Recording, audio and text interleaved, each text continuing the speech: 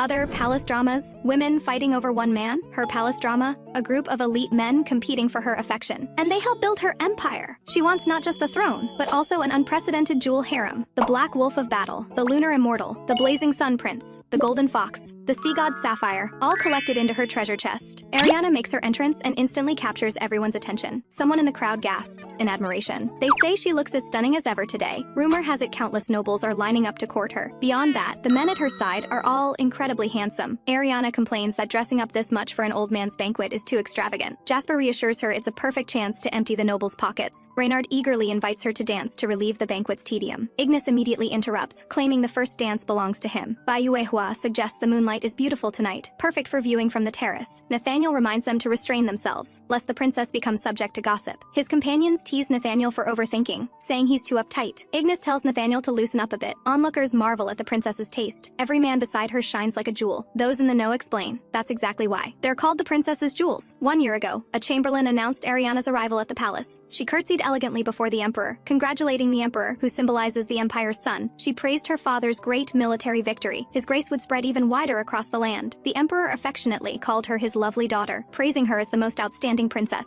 First Prince Balthazar stepped forward, claiming to be moved by the emperor's great achievements. He requested to join the next campaign, vowing to take enemy heads. The emperor refused with a sigh, telling him to focus on his swordsmanship lessons. His sword instructor complained constantly. The first prince meekly agreed, his voice betraying his guilt. Ariana seized the moment to coax sweetly, saying she wanted to follow her father to war too. The emperor comforted her, explaining that battlefields are dangerous. She obediently agreed. Second Prince Hadrian wisely kept his mouth shut. Third Prince Cassius watched the fools argue with a cold smirk. The nobles gossiped that Ariana truly held the emperor's exclusive favor. What a pity she was just a princess and couldn't ascend the throne. Even the most incompetent prince still had succession rights. They even mocked her fiance for not being royalty. Ariana silently cursed those fools. Dealing with backward thinking, old nobles, was exhausting. Only these gorgeous men could comfort her. She swooned over how handsome those men were. Once she became emperor, she could take consorts and have all the handsome men she wanted. With so many handsome men out there, she couldn't spend her life with just one. But the old nobles would surely mock a female emperor as improper. She must first eliminate the nobles and princes blocking her path, not just for her harem, but for the Aurelia Empire itself. She couldn't hand the nation over to ignorant, backward people. She flipped through a new magazine, fantasizing about handsome men falling from the sky. Suddenly, she thought of a plan, one that would let her collect handsome men while expanding her influence. She would create her own beautiful treasure chest. The next day, the first prince accused her of being arrogant because of their father's favor. Ariana countered that she hadn't forgotten the humility their father taught. The first prince bluntly said he saw through her ambitions for the throne. She immediately retorted that their father was in excellent health, and such words were ill-omened. The first prince mocked her, saying no one believed she could become emperor. Ariana shot back that his swordsmanship and imperial studies were both lacking. The first prince became flustered and furious, telling her to give up while she could. She sneered and asked why he bothered threatening her if he thought she had no chance. She coaxed teasingly, asking if he was scared of her. Dear brother. The first prince, both angry and embarrassed, turned and went to bed. Ariana resolved to accelerate her jewel plan. The emperor was delivering a victory speech. His voice was solemn yet passionate. He asked if everyone still remembered. That day, 8 years ago, did they remember the invasion of the Arcadia Islands and the lost territories and countrymen? But Oregon, god of creation, commanded them to reclaim what was lost. Through divine revelation, the territories returned to the Aurelia Empire. Under the god's protection, the empire would forever bask in sunlight. Ariana marvels at what a profound speech it is. She steps forward to respectfully greet His Majesty Emperor Julian. The emperor immediately becomes warm, asking what she needs. Ariana states she has something to report. She heard this victory was thanks to someone who made a great contribution. She requests to personally pin the medal on this hero. The first prince immediately objects, accusing her of challenging imperial authority. The emperor sharply silences him, rebuking his audacity. The first prince is scolded into incoherence.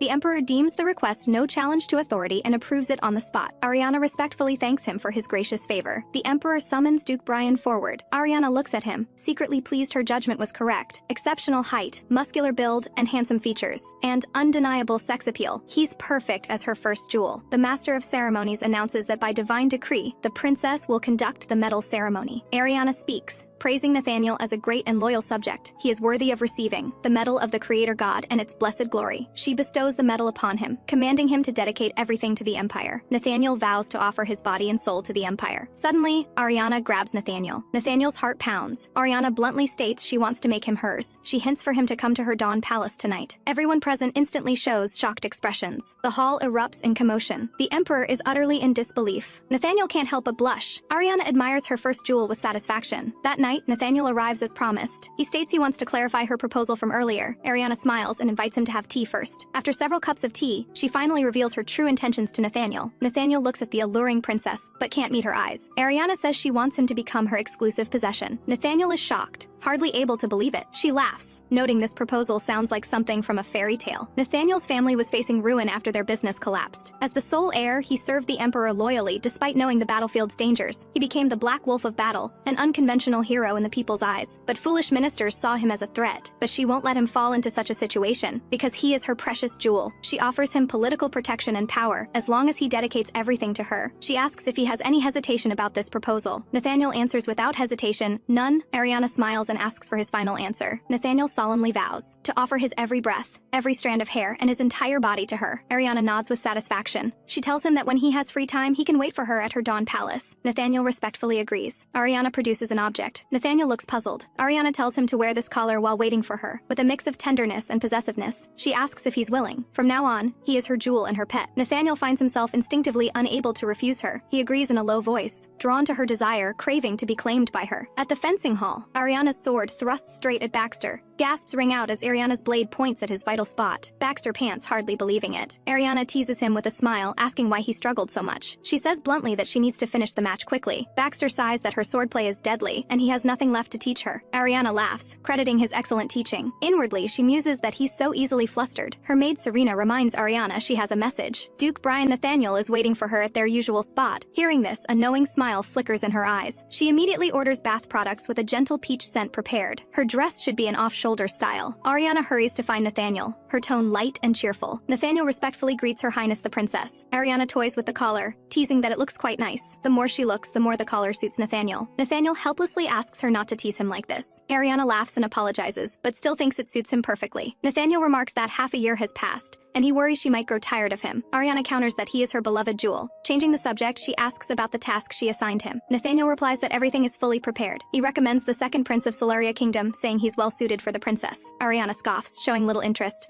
She finds most princes annoying. Ariana presses him on why he thinks the second prince is suitable. Nathaniel explains that what she needs most now is strong military power. He cites that historically, 80% of great rulers had powerful armies. The second prince, Ignis, is a top hunter and legion commander, though only the second prince, Solaria's military power rests in his hands. Ariana still feels these reasons aren't compelling enough. Nathaniel continues, explaining that Ignis is a national-level classified figure. 2 weeks ago, he accidentally revealed himself while reorganizing remnant troops, causing a sensation. Rumors about his appearance spread with it. He produces a sketch, explaining it was drawn based on collected rumors. After seeing the portrait, she bursts into laughter. She even wants to show it to the man himself. Conveniently, she needs to attend the national security procession. She decides to personally meet this prince, a dazzling jewel like the blazing sun. Solaria, the sun among the Aurelia Empire's allied nations. The king and first prince of Solaria welcome her from afar. Ariana thanks them, curtsying elegantly in greeting. First Prince Achilles stares in awe and invites her to the evening banquet. Achilles tries to say more, but the king interrupts and drags him away. Meanwhile, Ignis angrily rebukes his soldiers' pleas for mercy. His subordinate Abbas protests that they're not weak, he's just too strong. Hearing this, Ignis furiously asks if this is open defiance. Nearby, maids gossip that Ariana's beauty is astonishing. They guess she should already be at the banquet. Ignis is tempted, wondering if he should sneak a peek. Ariana slips out of the banquet, remarking that Solaria is indeed hot. She's eager to see that blazing jewel. She wonders why the second prince isn't at the banquet. Suddenly, someone jumps down from a tree, startling her. Ignis sees her and is instantly stunned by her beauty, like a masterpiece of the gods. So this is Ariana. Ariana glares at him, demanding who he is and why he appeared so suddenly. Ignis apologizes, but says flippantly that her beauty stunned him, so they're even. Ariana is displeased,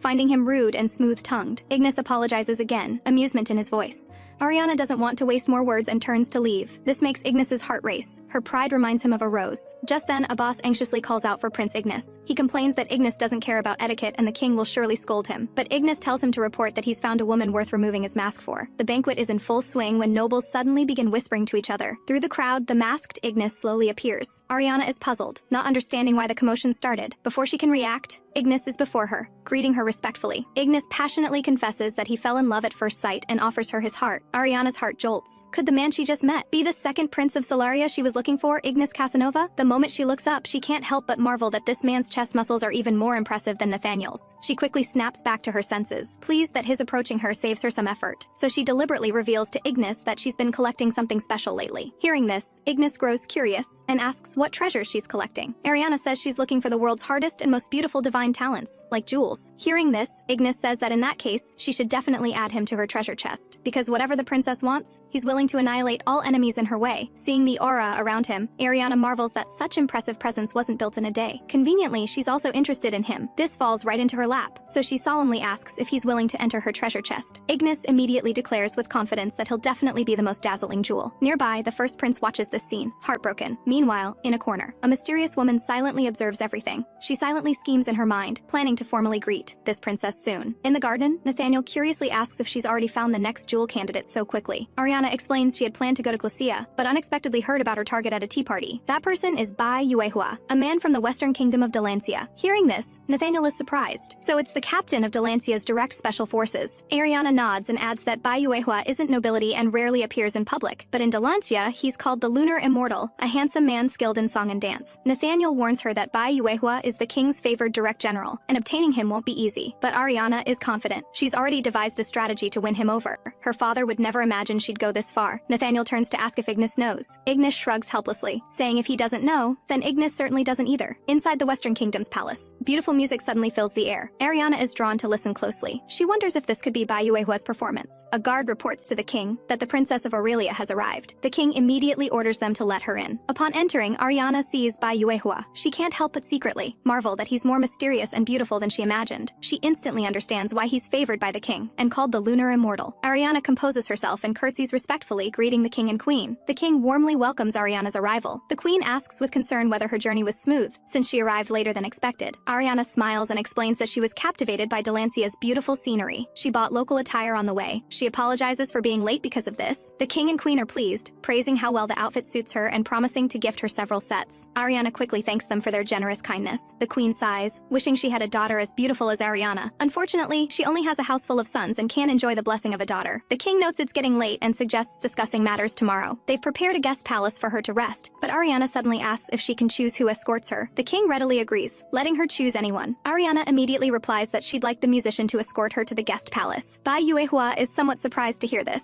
The king laughs and praises her good taste. The queen orders Bai Yuehua to escort her. Bai Yuehua respectfully accepts the order. On the way, Bai Yuehua can't help but say he has a question for the princess. Ariana gestures for him to speak freely. Bai Yuehua says he's quite puzzled. Why did she order all her attendants and guards to withdraw? Ariana's gaze turns sharp. Because, before she finishes, she suddenly draws her sword with swift motion. Without hesitation, she slashes fiercely at Bai Yuehua. Bai Yuehua blocks the attack with just his sword hilt. He didn't even draw his blade. This move stirs something in Ariana, making her imagination run wild. Bai Yuehua isn't offended at all by her attack. Instead, he praises her outstanding skill. Ariana also praises him, saying no one has ever blocked her blade at such close range. But she secretly figures he didn't draw his sword because he didn't want to escalate things for his master's sake. Hearing this, Bai Yuehua just smiles faintly, saying he doesn't deserve such praise. Then he continues to ask why Ariana dismissed everyone. Ariana stops beating around the bush and bluntly says she wants to possess him. She asks what she must do to have him. Bai Yuehua refuses with alarm, saying his body and soul belong to the king and queen, but Ariana still insists on claiming him for herself. This attitude makes Bai Yuehua burst into laughter. He says he's thought of a way. If she duels him and wins one round, he'll consider submitting to her. Ariana immediately agrees, warning him not to underestimate her. Even if 5 or 6 strong men attack together, she could handle them easily. Bai Yuehua says he looks forward to it, his gaze sharpening. Then he draws his sword, ready to strike. Ariana shouts, "Watch me!" and swings her sword to attack. The two instantly clash, splashing water everywhere. The sound of clashing blades echoes all around. After several exchanges, they're evenly matched, but Bai Yuehua only defends without attacking. Ariana keenly notices he's deliberately weakening his strikes. She's both angry and frustrated, feeling humiliated. But that face is indeed handsome. She can't help but feel another stir of desire. She secretly plots that once she wins him over, she'll definitely get her revenge twofold. But Bai Yuehua suddenly stops and speaks. He asks why she so desperately wants to possess him. Ariana doesn't answer directly, only saying he should become hers if he wants to know. She tempts tempts him, saying once he's hers, she'll hold him close and tell him slowly. But manhwa responds indirectly, mentioning he's heard she's been collecting men everywhere, for some purpose. He asks if he's also one of her targets. Ariana laughs and praises him, saying he's truly worthy of her attention, both perceptive and excellent. The light in her eyes intensifies. She wants to possess him even more. manhwa says admiringly that he doesn't reject her ambition and aspirations. Seeing an opening, Ariana immediately asks if he's willing to become hers, but manhwa refuses, saying he must dedicate his life to the king and queen. The king and queen gave him a new life and named him the white cloud beneath white. She told him, manhwa, this is your name from now on. That's why he won't and can't so easily leave with the princess. Hearing this, Ariana's interest deepens. His loyalty makes her unable to give up. She puts forth all her strength, her moves becoming faster and fiercer. manhwa defends with all his might, blocking her dense barrage of sword strikes. Ariana fights with everything she has, determined to win this duel. In the intense battle, manhwa's sleeve is sliced open by her sharp blade. Seeing this, Ariana sheathes her sword with satisfaction and declares, manhwa, you're mine now. Starting officially from today, in the pavilion. manhwa softly addresses Her Highness the Princess. He slowly says he has a request. Ariana tells him to speak while casually picking up some food to taste. manhwa first gently wipes away a grain of rice from her cheek. Then he speaks solemnly, mentioning those who showed him kindness. They are the current king and queen. He earnestly asks Ariana to give him time to properly bid them farewell. Facing manhwa's request, Ariana softly says it's fine no matter how long it takes. She allows him to stay in his homeland until he's fully satisfied, but the condition is that he must eventually return to the Aurelia Empire. manhwa affectionately takes her hand. He smiles and says, of course, that's no problem. This smile makes Ariana's heart race uncontrollably. In the palace of Glacia, news has arrived that the Princess of Aurelia will soon arrive. King Rex Kimberlake convenes a meeting to ask his ministers how to receive the princess. Reynard silently mocks them for holding an emergency meeting over just a princess. Is she such a big deal that they're scrambling like ants on a hot pan? The king ignores this and asks Sir Grant of the Ashford family for his opinion. Sir Grant proposes sending his son to the princess's palace. Reynard can't believe it. He explains that the princess is looking for men with both looks and talent. His son fits perfectly. The king suddenly understands Sir Grant's intentions. He asks Sir Grant to confirm that his son can bring benefits to Glacia. Reynard listens, very curious about what this legendary princess actually looks like. Collecting men everywhere. Sounds quite interesting. Sir Grant turns to ask Reynard if he can do it. He confidently answers of course he can. He'll thoroughly probe the princess's heart. Seeing this, the king decides on the spot to leave the princess's matters to the Ashford family. Reynard declares he absolutely won't disappoint his majesty. In private, the king remarks that no one is better suited to approach the princess. Reynard's social skills are unmatched. Reynard can't hide his pride but feigns modesty, saying he's too kind. He curiously asks who could make Rex go to such lengths. Rex chuckles and admits that Reynard is absolutely a key player, and he needs his talents. He needs Reynard's silver tongue that makes women swoon and his ability to control high society. Reynard says he'll follow all of his majesty's instructions. As soon as he finishes speaking, he can't help but wonder just how remarkable this princess is. The king explains with a sigh that the princess is greatly favored by the Aurelia Emperor. One wrong word could cost someone their life. Hearing this, Reynard becomes even more curious. The next day, Rex waits anxiously, asking why the princess hasn't arrived yet. Reynard is somewhat speechless. It feels like Rex cares about the princess more than he does. Rex says Princess Ariana is rumored to be an absolute beauty, and this is his first time meeting her up close. He even fantasizes about what would happen if the princess fell for his golden beauty at first sight. Reynard mercilessly calls him out. His hair is clearly dyed with magic. Just then, a guard loudly announces the arrival of the first princess of Aurelia, Ariana de Celestia. Upon seeing Ariana, both men show surprised expressions. The king can't help but exclaim what an extraordinary beauty she is. He hurries forward to greet her, saying warmly that he's been waiting for her. He then introduces to Ariana that during her stay in Glacia, Reynard, the eldest son of the Ashford family, will accompany her. Reynard immediately steps forward to greet her, introducing himself as Reynard Ashford. Ariana introduces her personal maid Serena, who is also the daughter of a Beltini composer. She specifically instructs that Serena handles all her affairs and should be treated with the same respect as herself. Ariana turns to Reynard and asks him to take good care of her during her stay in his country. Reynard becomes nervous. He thought the princess would be as easy to handle as other women. Looking at Ariana, he inexplicably feels the urge to kiss the top of her foot. Why didn't anyone tell him she was such a dangerous woman? Ariana notices him spacing out and softly calls,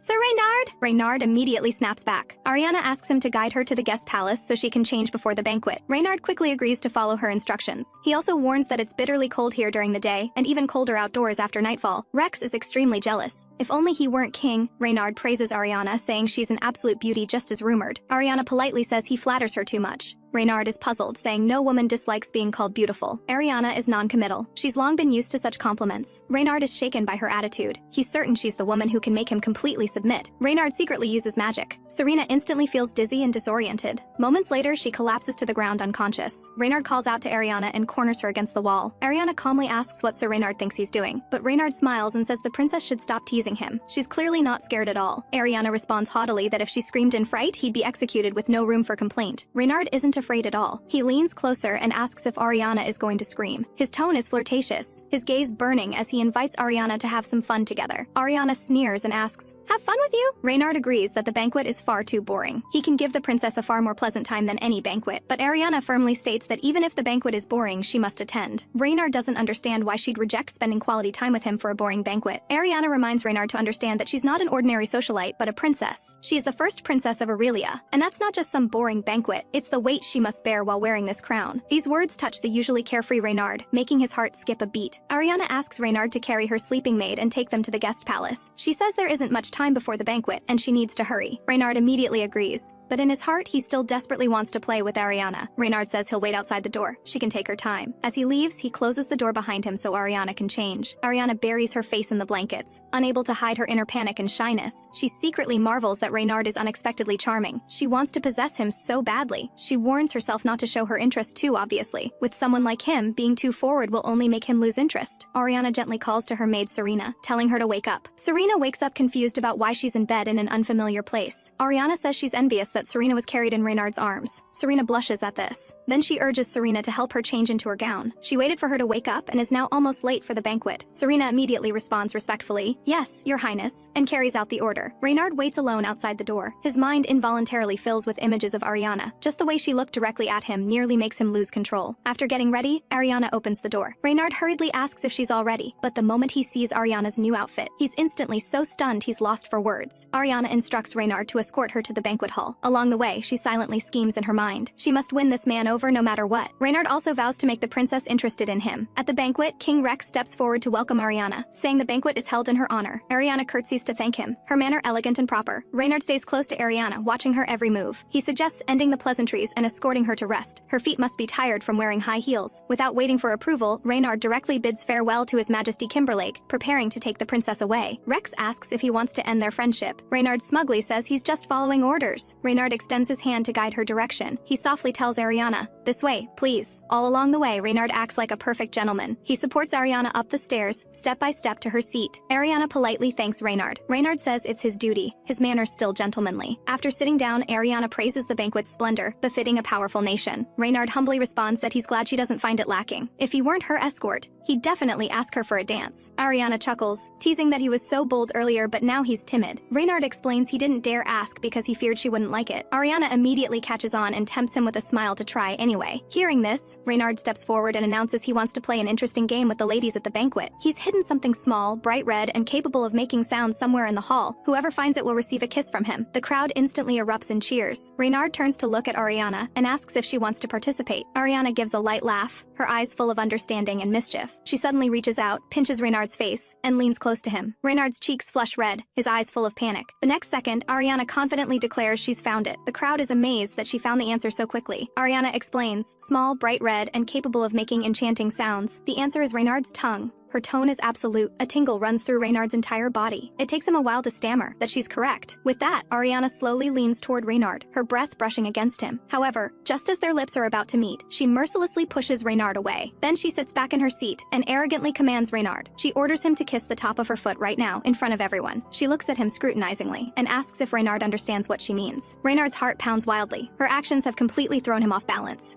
The crowd erupts in commotion over Ariana's bold move. Reynard stands frozen in shock. He cannot believe she wants him to kiss her foot in front of everyone. He hesitates and asks if she is joking, but Ariana replies seriously that she means it. She sees through his desires and says she admires his honest greed. Ariana softly invites him to shine within her treasure chest. Reynard sighs deeply, feeling both exposed and thrilled. This woman who sees through his every desire makes him surrender completely. He believes only Princess Ariana is worthy of him. Gasps ripple through the crowd as everyone is stunned by this bold scene. Ariana looks triumphant, completely in control. Even Rex cannot help but envy him, wishing he could do the same if he were not king. Reynard smiles warmly and calls out to his dear princess. He vows to stay by her side and offer his strength. Ariana is very pleased and praises Reynard for doing well. Then she deliberately calls him her dear Reynard, making his heart flutter. In the secret garden of the Dawn Palace in the Aurelia Empire, Ignis receives a letter from his father. Nathaniel's ears perk up at the sound of the princess's footsteps, and Ignis cannot resist teasing him. He reaches to touch Nathaniel's ears, but Nathaniel refuses, calling it rude. Ariana appears with a smile and greets Nathaniel and Ignis warmly. She says she missed Nathaniel dearly, and he asks with concern if everything went well. Ignis is especially excited to see Ariana and expresses how much he missed her. Their intimate interaction makes Nathaniel jealous, and he speaks up to remind them. Reynard quietly observes, realizing these are the princess's other jewels. Ariana formally introduces Reynard as her fourth jewel. Reynard politely introduces himself as Reynard Ashford. The two greet him, but Reynard senses he is facing two untamable beasts. Afternoon tea time. Nathaniel cannot help but ask if Bayuehua from Delancia will join them later. Ariana nods in confirmation. She notices Ignis's displeased expression and asks what is wrong. Ignis complains that Bayuehua is too presumptuous. Being favored by the princess is already an honor, yet he dares make unreasonable demands. But Ariana smiles and says she needs him more, so it is worth waiting. This piques Ignis's curiosity. She nods, admitting he is indeed impressive, and looks forward to having Bayuehua join soon. The conversation returns to business. Only one jewel remains. The last jewel is in the southern nation of Mauritius, Jasper Marino. House Marino has the blessing of the sea god and understands the cycles of the world. Reynard summarizes that Jasper excels at finance and is truly a talent who can help the princess. Hearing this, Nathaniel thinks Jasper could serve as the princess's finance minister, and the princess nods in agreement. She proposes leaving tomorrow and asks if they will accompany her. Nathaniel and Reynard agree immediately, but Ignis hesitates to speak. Ignis explains apologetically that he wants to go, but monsters have surged in his homeland, and he must lead troops to fight them. Ariana understands and expresses hope for his homeland's safety, though she feels it is a pity. She softly promises to make it up to him when he returns. Ignis excitedly declares he will make it up to the princess, even if it takes all night. Nathaniel and Reynard feel jealous, silently grumbling about being treated like they are invisible. Ariana stops them in time and urges everyone to prepare for departure. To find the last jewel, they head to the water nation of Mauritius. Ariana asks nervously if she really looks good like this. She feels like a low-ranking noble's daughter and sounds uncomfortable. Reynard and Nathaniel nod, saying she looks adorable. Reynard explains that Lord Marino knows his son's abilities and will not let him go easily, but the Lord himself is quite absurd. Ariana instantly understands why Reynard devised this plan. Nathaniel stiffly promises to protect her the entire time, and Reynard reminds him his tone is too obvious, but Ariana cannot help swooning. Nathaniel looks so attractive with his hair slicked back. Reynard seriously reminds her of several points to watch in her upcoming words and actions. He clarifies her role. For now, Ariana is a dancer performing on the streets. After experiencing it firsthand, Ariana finds it more interesting than she imagined. Reynard cannot help praising Ariana's outstanding dance, and regrets not dancing with her at the banquet. But Ariana feels embarrassed and asks if this can really win over Jasper. Reynard says they could succeed as early as tomorrow. Ariana agrees through gritted teeth, growing ever more curious about Jasper. Meanwhile, Jasper is in his mansion, completely ignoring the commotion outside. Scattered paper flyers remind him that the national security procession has arrived, but he quickly dismisses it, feeling that outside affairs have nothing to do with him. As planned, Ariana begins dancing in the streets. Every lift of her hand and every spin is breathtakingly beautiful. The audience surrounds her, cheering and applauding. When the dance ends, Reynard and Ariana bow to the crowd. Reynard announces loudly that this is the starlight of the Azure sea dance and calls for applause. Then he changes his tone, asking everyone to tip generously if they enjoyed it. Nathaniel and the princess cannot help but complain that he must show off the Ashford family's love of money. The atmosphere is warm and cheerful. No one notices the anomaly in the corner. A man is staring at Ariana. Reynard notices him and spots the badge he wears. He is pleased, thinking the target took the bait faster than expected. Ariana pants and complains that dancing is exhausting. Nathaniel quickly steps forward to comfort her. She laughs and admits she is still not used to such occasions. Reynard smiles and tells her that a servant from House Marino saw her dance. Ariana is delighted, realizing she can meet him tonight. Reynard nods in confirmation. At the Marino family mansion, the atmosphere is tense and oppressive. The servant Felix returns from shopping and knocks on his master's door. Lord Marino sees Felix return and says he has been waiting for a long time. Felix reports that he has gathered information about the new dancer. Lord Marino is very satisfied with what he hears. He immediately rewards Felix with money. He says greedily that the dancer is too beautiful and he must have her for himself. By now, Ariana is exhausted,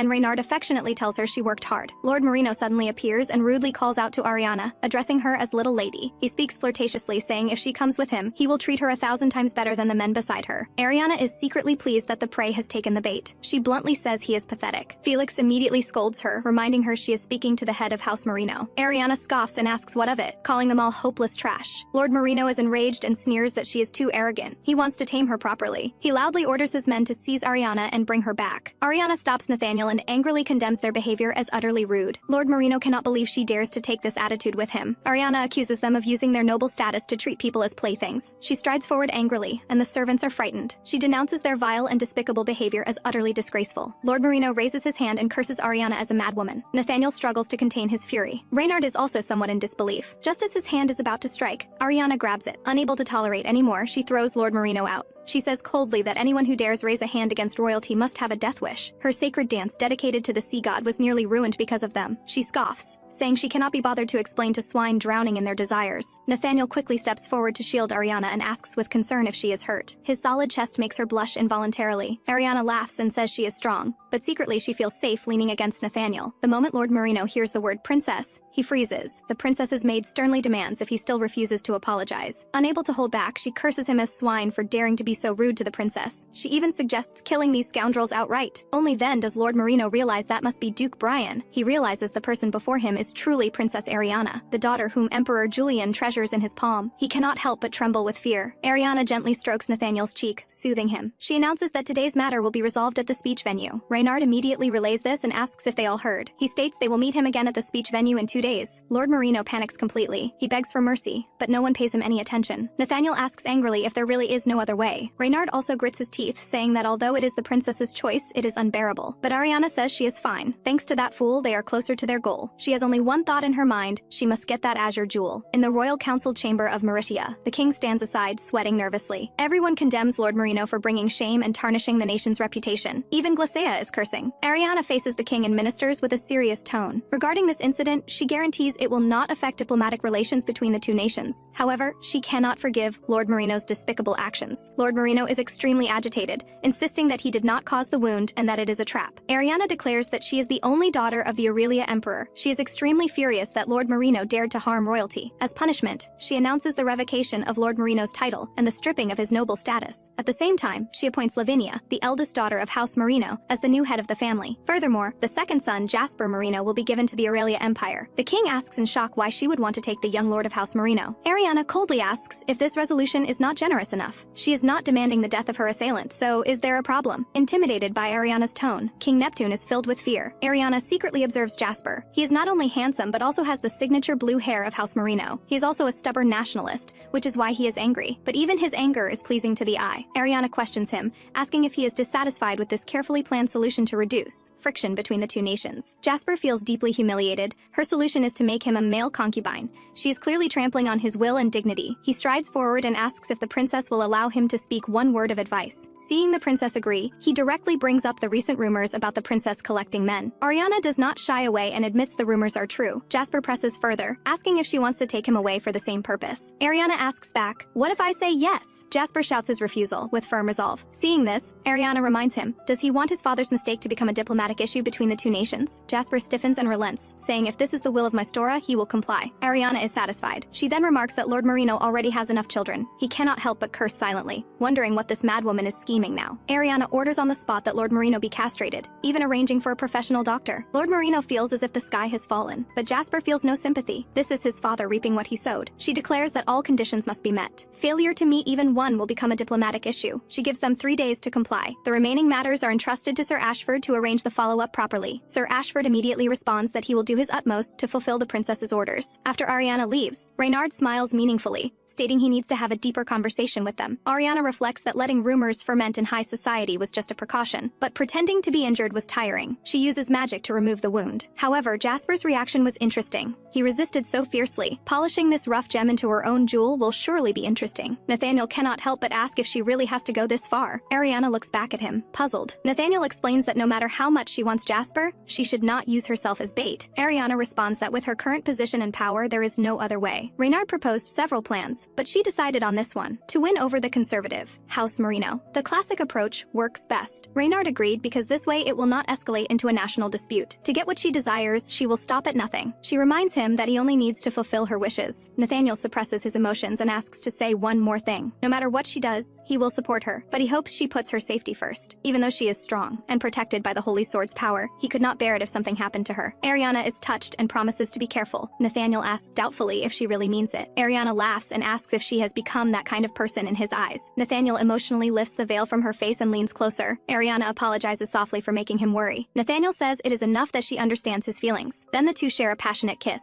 The next day at the dock, Lavinia looks at Jasper with displeasure. Her younger brother quickly tries to calm her, asking her to understand Jasper's feelings. Ariana warmly calls out to Jasper Merino, telling him to come over. Since he is willing to come, it seems the negotiations between the two nations concluded smoothly. Jasper nods, but silently grumbles that it was not a negotiation but a threat. Ariana announces that Jasper belongs to her. From now on, he is her jewel. She asks if he understands, and emphasizes that he is her Jasper. Jasper is stunned by her beauty, his mind going blank, but he quickly warns himself not to be deceived by her innocent smile. He pretends to be calm and responds that he will do his duty. He curses silently, thinking she must have bewitched countless people with this trick. He will never let her have her way. He must break free from this fate that binds him. He will definitely escape from her treasure chest. Meanwhile, Lord Merino breaks down, unable to believe he has become a eunuch. In the western kingdom of Delancia, Bayuehua whispers to the queen consort that he wants to see the wider world. The queen consort sighs softly and says she understands his feelings. Although the emperor has given permission, she still hopes the princess will agree to her request. Bayuehua reassures her that the princess understands reciprocity and will surely agree. The queen consort still cannot hide her reluctance. She worries and is unwilling to let Bayuehua leave. Although Bayuehua goes as a loyal subject, he will inevitably be drawn into the open and covert struggles for favor. Bayuehua soothes her, saying he has long been accustomed to such intrigues. In the past, many people resented that someone of his lowly status joined the king's special forces. They said even the queen consort favored Bayuehua, so he must be using his looks to curry favor. Even the prince cursed Bayuehua as cunning for bewitching the queen and angrily told him to get lost. The queen consort asks Bayuehua if he knows how she maintains her relationship with his majesty. Bayuehua respectfully answers that he does not know the reason. The queen consort smiles and says she will teach him the secrets to gaining favor so he can win the princess's affection. This will be good for Delancia, for her, and for Bayuehua. Things will become very busy afterward. The queen consort reminds him to be prepared. Bayuehua says sincerely that the queen consort's happiness is his greatest honor. She asks hopefully if Bayuehua can call her mother. Bayuehua immediately says, "My lady mother." He sincerely praises her, saying she looks beautiful when she is genuinely happy. The queen consort looks at Bayuehua and feels as though he were her own child. She will make sure his preparations for the diplomatic mission are flawless. Ignis praises her gently, saying the princess is truly adorable. Ariana laughs playfully and says he is tickling her. She deliberately asks if he really likes her that much. Ignis thinks it is only natural. He confesses passionately that for the princess, he can defeat any enemy. Ariana sighs that although he brought back a large amount of magic ore, it is such a pity she did not go to Meritia with him. As she finishes speaking, she suddenly pins him beneath her. Ariana gazes at him seductively and asks if he has thought about how to make it up to her. Ignis swallows involuntarily. He flips over and pins her beneath him. He shows her with actions as the two become intimate once more. Meanwhile, an attendant anxiously asks Ignis why he is only arriving now. Turning around, he is startled and asks in disbelief what Ignis has done. Ignis grins foolishly and says he just came from being in the throes of passion with a goddess.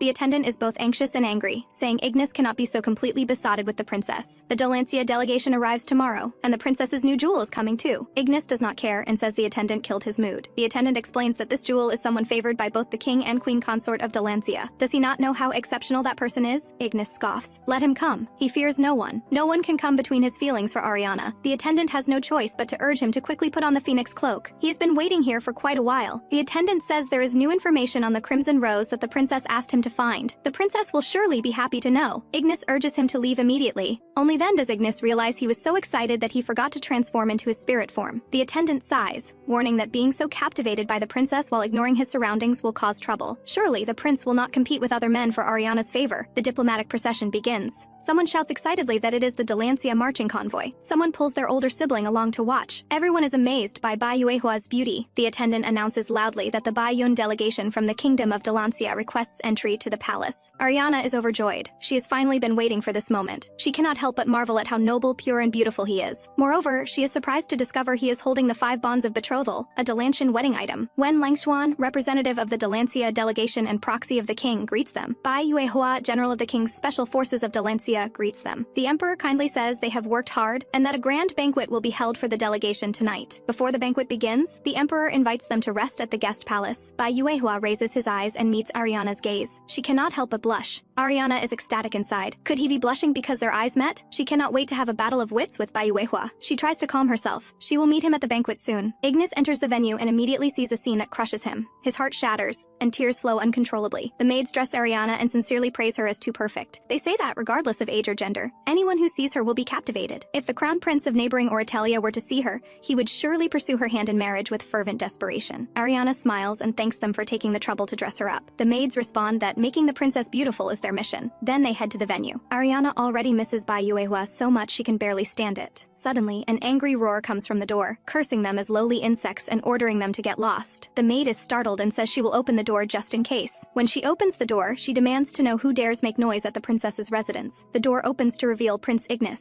Ariana peeks out in surprise. Ignis immediately breaks into a bright smile, saying he has been waiting for her to appear. While waiting, he has already dealt with all the pests trying to approach the princess. As usual, Ignis praises her for being dazzling today. She asks curiously why he is here when he should be heading to the banquet hall. Ignis solemnly states he came specifically to escort the princess to the banquet hall. Seeing the princess agree, he boldly asks if she is in a good mood today. Ariana nods. Delancia has achieved military cooperation, and she gets to welcome a new jewel. Ignis reassures himself that this cannot change the princess's affection for him. Even if the new jewel is a general, he cannot compare to someone of royal blood like himself. Even if he comes, Ignis is not afraid. At the banquet, Reynard waves and calls out to Ariana. He says he has been waiting for the princess for a long time. Ariana looks slightly apologetic. Reynard quickly says it is fine, then glares back at Ignis. Nathaniel also greets Ariana with a smile. She reaches out to pat him and thanks for waiting. Then she stops Jasper, who is trying to slip away. She softly says she hopes Jasper will enjoy tonight's banquet. Jasper coldly says he does not like attending banquets and only comes for the benefits. Ariana knows he is not wrong, but his words are filled with disgust. But she also knows that due to family pressure, Jasper will still accompany her to various occasions.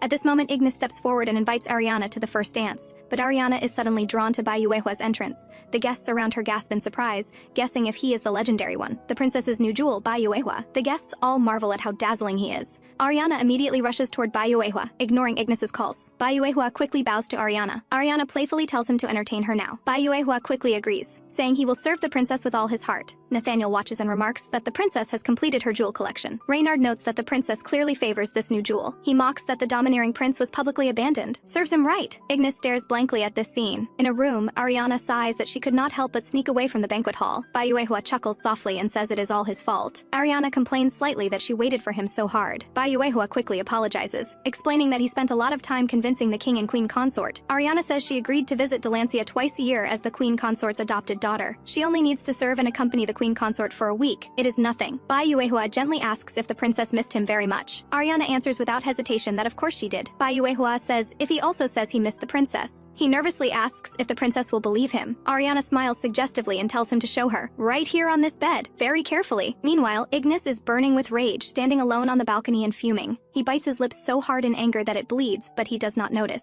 A headline reads, "Capturing the princess's heart alone. The new jewel Bai Yuehua leaves Prince Casanova in the cold." Ignis sarcastically praises the writer for such a catchy headline. He quickly demands angrily if the writer has a death wish, thinking anonymity means he cannot be found. If he did not have to attend the princess's luncheon, he would not let him off. His subordinate asks how to handle him. Ignis says he is still useful, so lock him in the abandoned palace basement to avoid suspicion. He also orders that reports be occasionally published under the journalist's pen name to avoid arousing suspicion from his sudden disappearance. Ariana asks Bai Yuehua softly if the food is to his liking. Bai Yuehua quickly says it is delicious and praises the chef's excellent cooking. Ariana says this is his first meal here, so she specially asked the chef to take extra care. Bai Yuehua thanks her gratefully, deeply moved. The Empress's maid suddenly appears and informs Ariana that the Empress summons her. Ariana is overjoyed and breaks into a radiant smile. Then she apologizes that lunch is not over, but she must leave early because the Empress has called for her. Bai Yuehua and Reynard quickly say it is fine and tell her not to worry. Nathaniel promises to wrap things up and tells Ariana to rest assured. Ariana especially apologizes to Bai Yuehua, regretting that she has to leave early during his first meal. Bai Yuehua considerately says filial piety comes first. Ariana promises to see him at afternoon tea. Ariana reminds Nathaniel once more. Nathaniel solemnly vows that Nathaniel Black will be forever loyal to Princess Ariana. Ariana smiles and says goodbye, telling everyone she will see them later. Everyone rises to bow to Ariana. Reynard suggests continuing the meal, but Ignis interrupts.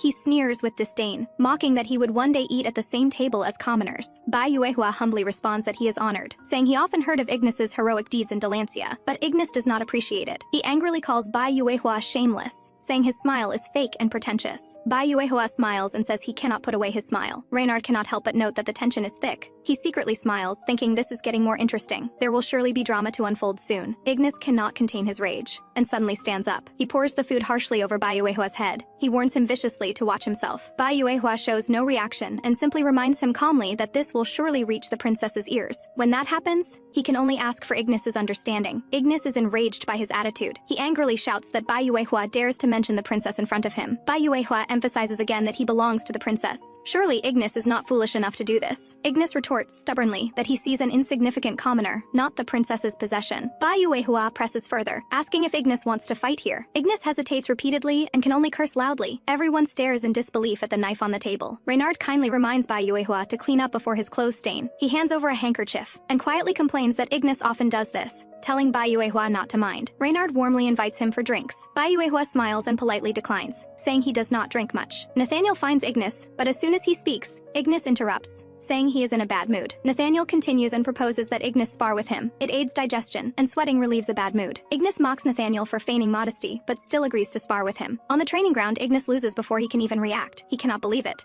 Nathaniel warns Ignis that even if he hurts others out of jealousy, it will not change the facts. He is the princess's first jewel and first sword. The princess dislikes those who disturb order. He hopes Ignis remembers this. Ignis is both shocked and angry. He realizes Nathaniel had a purpose from the start. Nathaniel explains that he was indirect to accommodate the Solaria approach that Ignis values. At the Aurelia Empress's palace, Ariana is about to have her audience when Nathaniel suddenly finds her. She tells Nathaniel to keep it brief, as she is about to see the Empress. Nathaniel reports that some disputes occurred among the jewels, but have all been resolved. He has also investigated the matter she asked about. Ariana is very pleased and says the time has come for the jewels to prove their worth. Now it is time to weed out the unworthy. Nathaniel pledges his loyalty again. The princess's wishes are his wishes, and he will surely obey. Ariana thanks Nathaniel and looks forward to him bringing satisfactory prey this time. She reminds Nathaniel once more to investigate the rose seed, then hurries to see the Empress. Nathaniel responds respectfully, saying he will act according to the guidance of the chief goddess Estrella. After Nathaniel leaves, Ariana's heart races. She almost ruined her well-behaved image due to her desires. She cannot help but sigh that she is truly someone loyal to her inner desires. Ariana gently knocks on the door. She apologizes slightly, saying she is late. The Empress immediately greets her affectionately as Little Star. Ariana takes the opportunity to act sweetly, praising the Empress for still being elegant and kind, but she does not forget her manners and respectfully bows to greet the Empress. The Empress gently waves her hand, telling her not to be so formal and to relax in private. Ariana obediently agrees, her eyes full of affection. Then she throws herself into the Empress's arms. The Empress expresses her concern, lamenting that Ariana is always away on diplomatic matters. Ariana hugs her back tightly, expressing her equally deep longing for the Empress. The Empress feels sorry for her hard work and suggests she attend the afternoon tea party. Ariana's eyes instantly light up, and she excitedly agrees. But first, she must help with the mountain of official duties. Ariana is full of energy. She studied administration hard because she wants to become the Empress's capable assistant. The Empress looks at her and cannot help but sigh at how fast time flies. The once small and adorable daughter has grown up so quickly. She silently tells her son Aries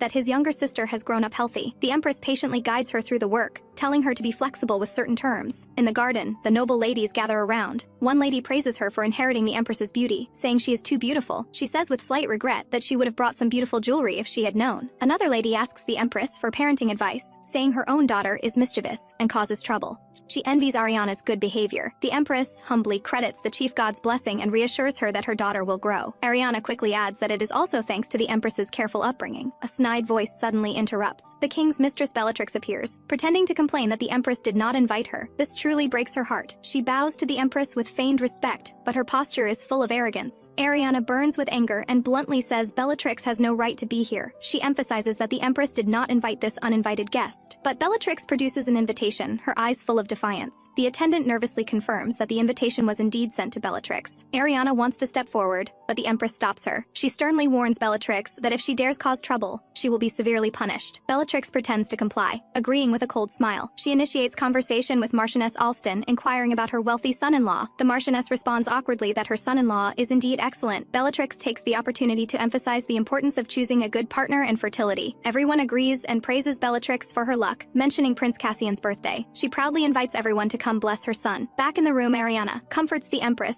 telling her not to mind that nonsense. The Empress says she is fine and tells her not to worry. Ariana hesitates to speak but eventually tells her to rest and that she will tell her later. Back in her room, the moment she closes the door, her rage explodes completely. She curses Bellatrix as that wretched witch. Bellatrix not only took away her young brother Ares, but also stole her father the king. What else does she want to take? She is utterly arrogant. The maids quickly step forward to comfort her and tell her to calm down. Ariana's rage cannot be calmed. She tells the maids to summon anyone from her jewels. The maids dare not delay and quickly obey. Ignis rushes over. He is startled when he sees Ariana's state. He urgently asks if her hand is injured. Ariana's eyes are blank. She does not know when she started hating the color red. Ignis asks worriedly what happened. Ariana can no longer hold back and throws herself into Ignis's arms. Ignis gently promises that no matter what happens, he will always be on her side. Ariana buries herself in his arms and suddenly confesses her feelings. She asks him to love her with all his heart. Manhwa happens to arrive at that moment. Seeing the intimate scene of the two embracing, he freezes. His face is filled with loneliness. He silently turns and leaves.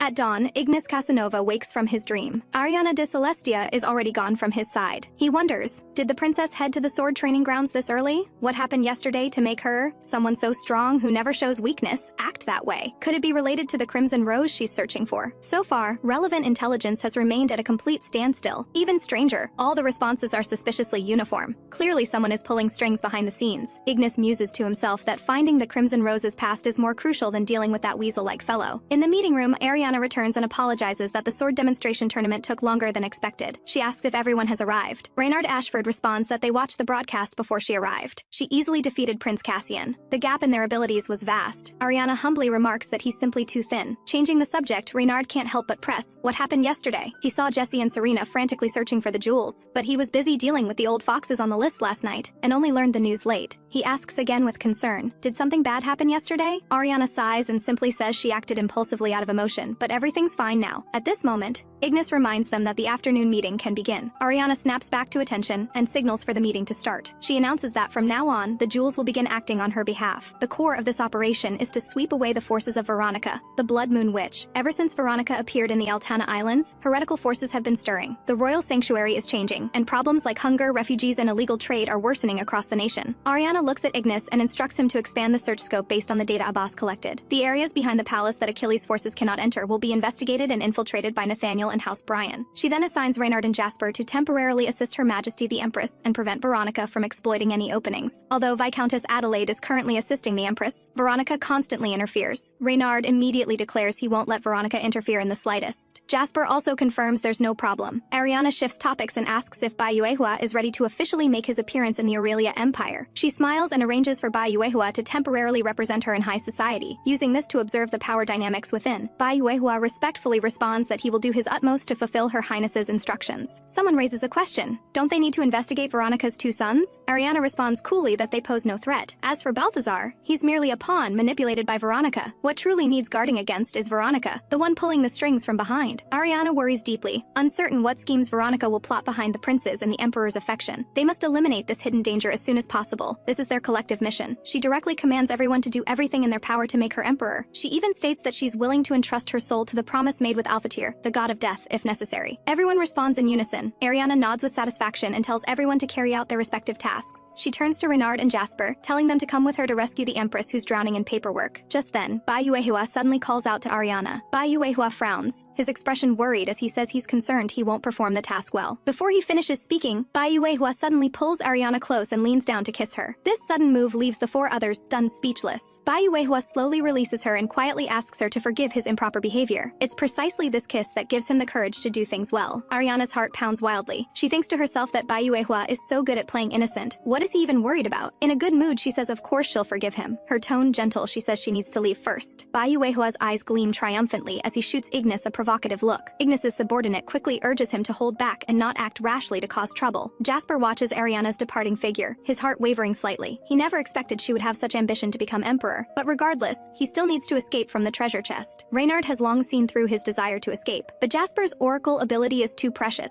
Letting him go directly would be too wasteful. Unlike himself who calculates like a whale, Jasper can easily foresee trends in the future. He needs to make Jasper assist the princess wholeheartedly first, fully enjoy the benefits, and only then leave. The three of them head toward the Empress's palace when Jasper suddenly stops. his expression grave. Reynard asks what's wrong. Jasper explains he sensed a strange gaze from behind that sends chills down his spine. Seeing the two standing still, Ariana teases and asks if they're secretly dating. Jasper immediately retorts that he'd rather die than get involved with a golden fox like Reynard. In the corner, a sickly-looking woman stares intently at their backs. At Veronica's residence in Scarlet City, Nathaniel senses something wrong the moment he steps in. The weeds around seem harder to deal with than expected. A dark mass of energy suddenly attacks. Nathaniel reacts swiftly and firmly seizes this malevolent force. The dark energy in his hand reveals its form, an alchemist. Cordelia teases Nathaniel about his serious expression, deliberately calling him Little Nate to mess with him. Nathaniel bristles and begs his sister not to use his nickname in front of subordinates. Cordelia feigns hurt and complains he's too cold. After the joke, Nathaniel turns serious and instructs his subordinates to carefully search for traces of the alchemist and soul imprints. Cordelia suggests formulating a strategy for dealing with attacks in advance.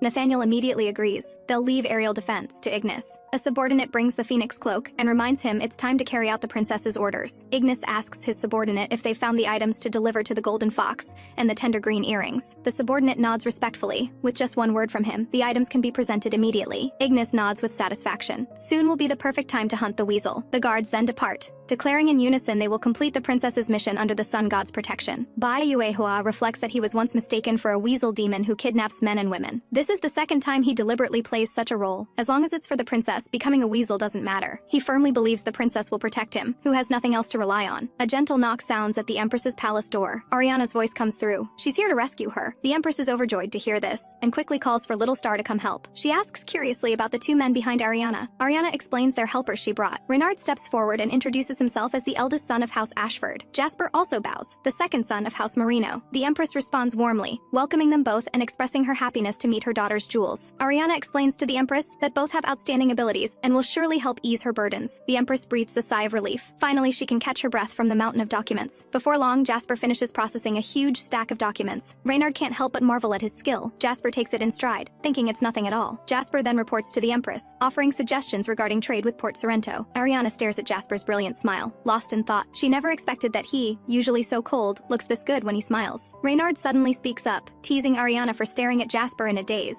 The pen won't move itself. Ariana gasps in surprise. Reynard finds her reaction quite adorable. She's a bit annoyed and reminds Reynard not to tease her in front of the Empress. Reynard points out with a half smile that because of her distraction, she made a whole bunch of mistakes. He points out each error one by one, teasing that her handwriting is all crooked. Ariana hastily defends herself. Those are documents she hasn't finished yet. Jasper watches this scene unfold. He actually finds Ariana unexpectedly adorable at this moment. The next second, Jasper immediately warns himself not to forget what Ariana did to him. Ariana apologizes sheepishly to the Empress. Reynard is always so playful, but the Empress laughs and says it hasn't been this lively in a long time. Jasper desperately suppresses his inner thoughts, inwardly cursing how disgusting this is. At the banquet, a noblewoman initiates conversation, asking if Bai Yuehua is from the moon kingdom of Delancia. She praises him as being just like the legends, both mysterious and beautifully captivating. Bai Yuehua smiles and describes Delancia as very elegant, inviting everyone to visit when they have time. The noblewomen eagerly ask about Delancia's musical instruments, salons, and his elegant attire. One noblewoman even excitedly declares she'd marry him on the spot. A guard quickly steps forward to remind her she's crossed a line, but Bai Yuehua smiles and reassures them he's fine. Bai Yuehua gently promises that as long as he can answer the ladies' questions, he's willing to spend the entire day doing so. The noblewomen are moved by Bai Yuehua's gentleness, their hearts nearly bursting. Shifting topics, Bai Yuehua says that before answering questions, he hopes the ladies can grant him one request. The noblewomen don't hesitate. They tell him to speak freely. Bai Yuehua slowly speaks, asking about an event held in the Aurelia Empire, who hosts the social gathering called the Night of Valhalla. Ariana is full of gratitude, thanking them for a month of hard work and traveling. They not only gathered extensive intelligence, but also resolved thorny issues like illegal trade, especially Reynard and Jasper. She's curious how they solved the tax embezzlement problem. Reynard says, with a smile, he merely assisted the Empress. Jasper complains he was used as a tool. Ariana turns to Bai Yuehua, acknowledging how difficult it must have been traveling in a foreign land. Bai Yuehua humbly says he merely gathered intelligence. She presses Bai Yuehua on whether he discovered any valuable information. She sighs that the struggles of high society are fiercer than actual combat. Bai Yuehua slowly explains that the Night of Valhalla social gathering is now led by the Scarlet Lady. Upon hearing this, hatred flashes in Ariana's eyes. Bai Yuehua continues, saying somehow she heard he might be interested, and proactively delivered an invitation. So he attended the gathering. Ariana asks warily if she might be interested in him. Bai Yuehua immediately clarifies he has no interest in anyone else and tells her to rest assured. Thanks to the house Brian guards Nathaniel sent, he was able to return safely. She breathes a sigh of relief and praises Nathaniel for his thorough thinking. Nathaniel responds smugly, "Of course." Bai Yuehua recalls the gathering scene. A thick rose fragrance mixed with a subtle sense of tension. The venue was unusually quiet, everyone adhering to unspoken rules as if hiding secrets. Everyone appeared cordial, with the Scarlet Lady on the surface, but their hearts were full of fear. He speculates that the Scarlet Lady uses her status as the Emperor's favored consort to coerce people and their families. Perhaps there are other double dealings as well. Who knows? Seeing this, Ignis interjects that he has intelligence to report. Ariana immediately asks about that woman's financial flows. He responds that the woman uses the alias Beta and conducts massive underground transactions in multiple locations. The main transaction items are smuggled unrefined ether crystals. Ariana is shocked. She never expected her to be trading prohibited dangerous ether crystals with enemy nations. Ignis explains that ether crystals themselves contain pure magical power and are popular as gemstone accessories. But he shifts tone. If used improperly, they become destructive weapons. Moreover, raw ether crystals infused with magic through alchemy can revive magical beasts. They must be refined. In Beta's transaction records, there's one most dangerous item, the Eye of Hydra, a magical beast. It's the most beautiful yet most dangerous magical beast, easily capable of triggering catastrophic disasters. At this point, Nathaniel speaks up. The intelligence he uncovered seems connected to Ignis's findings. He discovered traces of an alchemist at the Scarlet Lady's residence, and they deliberately erased soul imprints. Because the soul records were severely damaged, only minimal information was stored in the memory crystal, indicating long-term transactions between them. Moreover, the magic scrolls in the images contain heretical curses, showing counterfeit magic scrolls. Ariana worries that with such a large-scale plan capable of creating monsters at any time, overthrowing the nation isn't impossible, but currently they lack direct evidence and cannot sanction her. They also cannot prove that Beta is the Scarlet Lady. Due to historical reasons, only records of 10 minutes or longer have legal validity now. She worries that once they anger the Emperor, they might end up losing everything themselves. Reynard comforts her, saying although the matter is tricky, it's not without solutions. Ariana immediately asks what specific solutions there are. Reynard proposes borrowing Jasper's merino power. Keeping Jasper without using him would be too wasteful. He can guide them to see the unknown path ahead, but Jasper refuses without hesitation. Just filling the deficit from the Scarlet Lady's embezzlement of the treasury is taxing enough. If the rumors are wrong, the Empress might be accused as the culprit. Using his appointment with the Empress as an excuse, he hastily rises and leaves. Seeing this,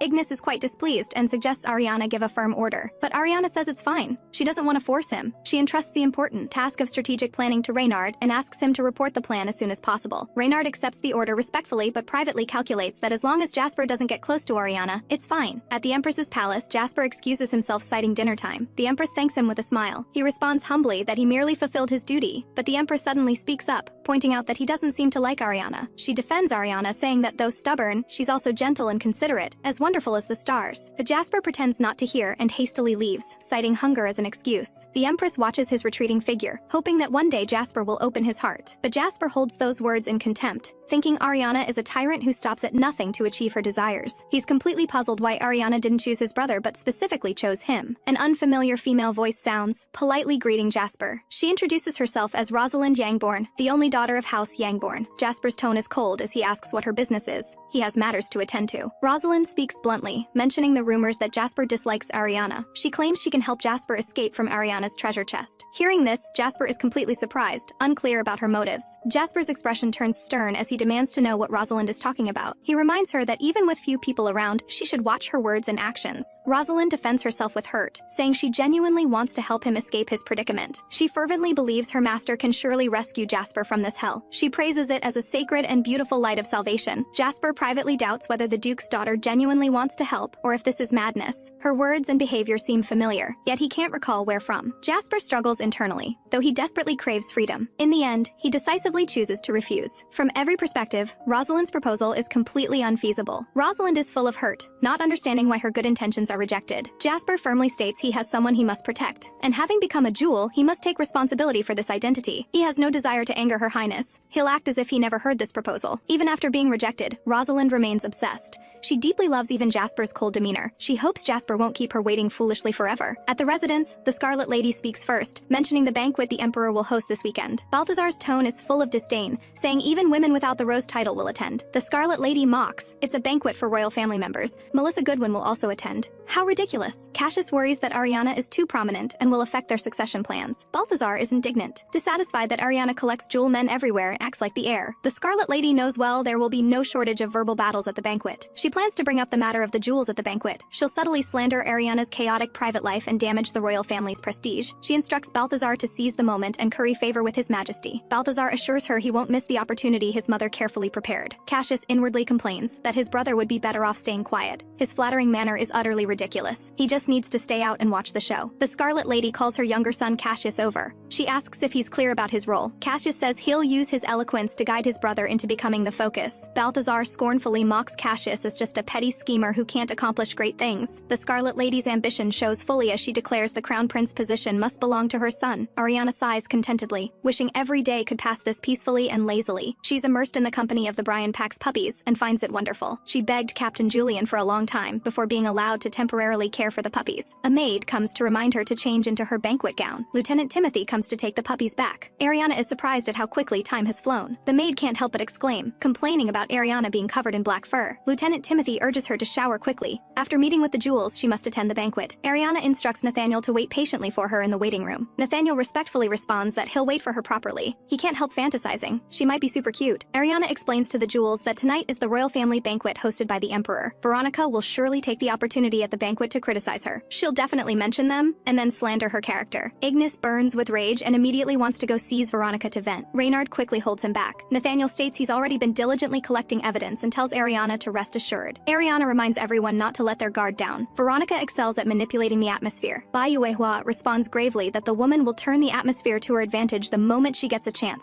Ariana knows Veronica's methods well. The Empress has suffered greatly because of them. Now she and the Empress hold a lethal weapon and must dominate this banquet. The atmosphere is enthusiastic, but Jasper is absorbed in writing. Ariana calls out to Jasper in confusion, but he shows no response. She informs Jasper that dismissal time has arrived and everyone has already gone to enjoy dinner. Jasper snaps back to attention, surprised why Ariana hasn't left yet. Ariana notices the Mauritian language in his notebook and asks if he has worries. Upon hearing this, the close proximity throws Jasper into confusion. Staring at Ariana's lips, Jasper can't control his heartbeat. The next second, her intense fragrance reaches him, further disrupting his composure. He keeps telling himself to calm down. He's just a bit flustered. Standing up, he says coldly that if she wants to tactfully ask about the Meridia language, he can only refuse. He repeatedly warns himself, just treat her coldly as usual. But the moment he walks out the door, surging emotions overwhelm him. He can't understand why he's like this. Why is the regret of not receiving a kiss so intense? He comforts himself that it must be the perfume being too strong that made him accidentally lose his rationality. In the meeting room, Ariana keenly senses something. She can't help but laugh aloud. She has a premonition that something interesting will definitely happen next. At the banquet venue, Ariana just enters. The Scarlet Lady strikes first, mocking her for arriving too late. She calmly responds that she's not late. The Emperor and Empress haven't arrived yet. Just as she finishes speaking, Melissa, the Emperor's second consort, excitedly rushes over to embrace her. She says she's been waiting at the door for her to appear. Melissa comes from the middle class, lives frugally and simply, and never causes trouble for the royal family. She's Hadrian's mother, kind by nature, detests palace schemes and conflicts, and frequently makes donations. Even the Empress is kind and warm to her. No wonder the Emperor likes her. Ariana also likes her very much. She has to find ways every day to avoid Veronica's fiery jealousy. Ariana warns the Scarlet Lady that the Emperor instructed her to get along well with Melissa, but the Scarlet Lady, thick-skinned, claims she and Melissa had a very pleasant conversation. She asks Melissa back with a threatening tone. Ariana soothingly holds Melissa's hand and says they rarely meet except at charity events. She invites Melissa to her next afternoon tea party and leads her to their seats. Hadrian quietly thanks her for protecting his mother when he's too weak to do so himself. He proactively offers to craft new treasure decorations for her. This is what he does best. Ariana directly specifies the pearl should use a spiral-shaped azure imperial number 36 gem. As the announcement sounds, the Emperor and Empress enter. The Emperor states tonight's banquet is prepared for family reunion. He hopes everyone will enjoy themselves. Everyone responds in unison. The Emperor then invites everyone to be seated and taste the appetizers. The Empress happily remarks that the Emperor actually remembered her favorite foods. The Emperor thanks her for her hard work. Hadrian is surprised Ariana is eating so much. She ignores his sarcasm and simply says thank you. Cassius gives Hadrian an item that looks very much like him. Hadrian is somewhat taken aback. The banquet progresses to the end. Finally, it's time for the desserts everyone's been waiting for. The Emperor says with a smile that he specially prepared his youngest daughter's favorite desserts. Ariana is filled with joy. She expresses her gratitude to the Emperor. Seeing this, the Scarlet Lady immediately acts coquettishly and clings to the Emperor, wanting to talk. The Emperor is somewhat apologetic that he hasn't had time to talk with her. The Scarlet Lady immediately and excitedly talks about recent happenings in high society. There's now a trend called Queen's Collection Syndrome. The Emperor is completely puzzled about what this means. The Scarlet Lady explains that it refers to women treating men as collectibles for pleasure. She shifts her focus and points the finger at Ariana. This trend only emerged after her jewels appeared. Those women in high society, in order to emulate Ariana's collection of jewels, they don't hesitate to trample noble women's virtue and imitate this improper behavior. This is the so-called Queen's Collection Syndrome. Balthazar says he agrees with his mother and denounces Queen's Collection Syndrome as utterly sick. He bluntly states that noble women who don't keep their chastity will thoroughly corrupt social morals. If jewel enthusiasts increase and choose not to marry, noble society may head toward extinction. Ariana, as a princess, should be a role model, yet she possesses 5 lovers. This clearly disregards her betrothed, Duke Clarence.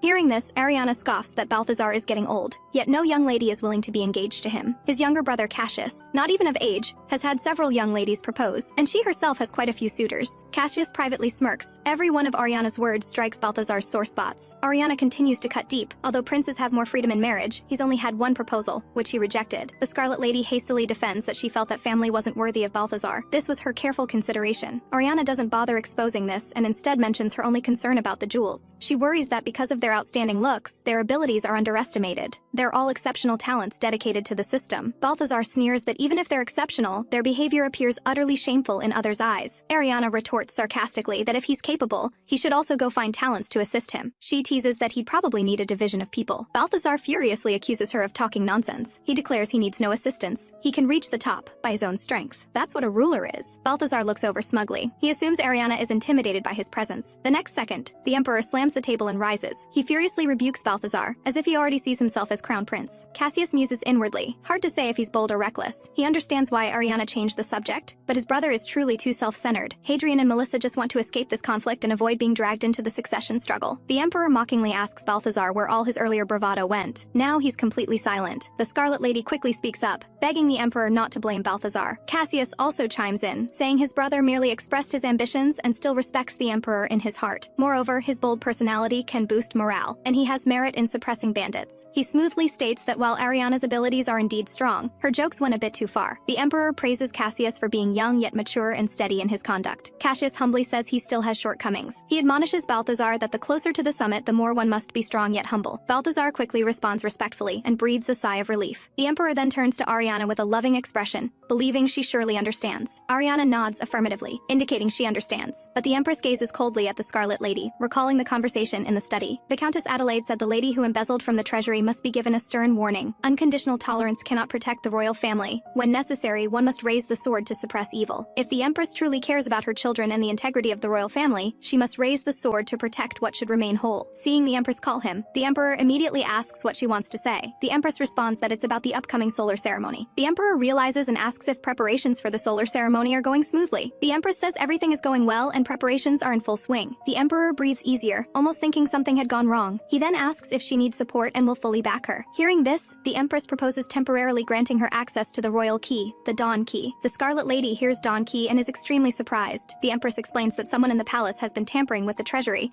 and she needs the key to catch the culprit. The emperor has a sudden realization. No wonder the usually quiet ministers have been arguing over insufficient budgets. He's been plagued by complaints about insufficient funds all day. The empress smiles and says she has one more matter to inform the emperor about. The emperor is curious and asks what else she has. The Scarlet Lady thinks to herself, is the empress still the timid person from before? Holding the Dawn Key isn't enough. What more does she want? The empress states with a serious expression that she has an important matter to report. The emperor asks curiously what else the empress has. The important role of bestowing blessings on people participating in the solar ceremony. The light bearer who leads the ceremony. The empress states directly that she wants to recommend Ariana for this role. The Scarlet Lady immediately jumps up in opposition, her tone sharp and urgent. She claims the princess is not the legitimate crown prince and the nobles will surely disagree. The emperor frowns and sternly silences the Scarlet Lady's clamor. He turns to the empress and signals her to explain her reasons for recommending their daughter. The empress is confident. She first emphasizes that Ariana's performance in all aspects far exceeds the other princes. Moreover, since Ariana employed those jewels, her influence across the continent has greatly increased. Aside from Hadrian, who contributes to agriculture, no one can match her. Even without selection, Ariana is the most outstanding candidate. Then she shifts her tone. She points out that the princes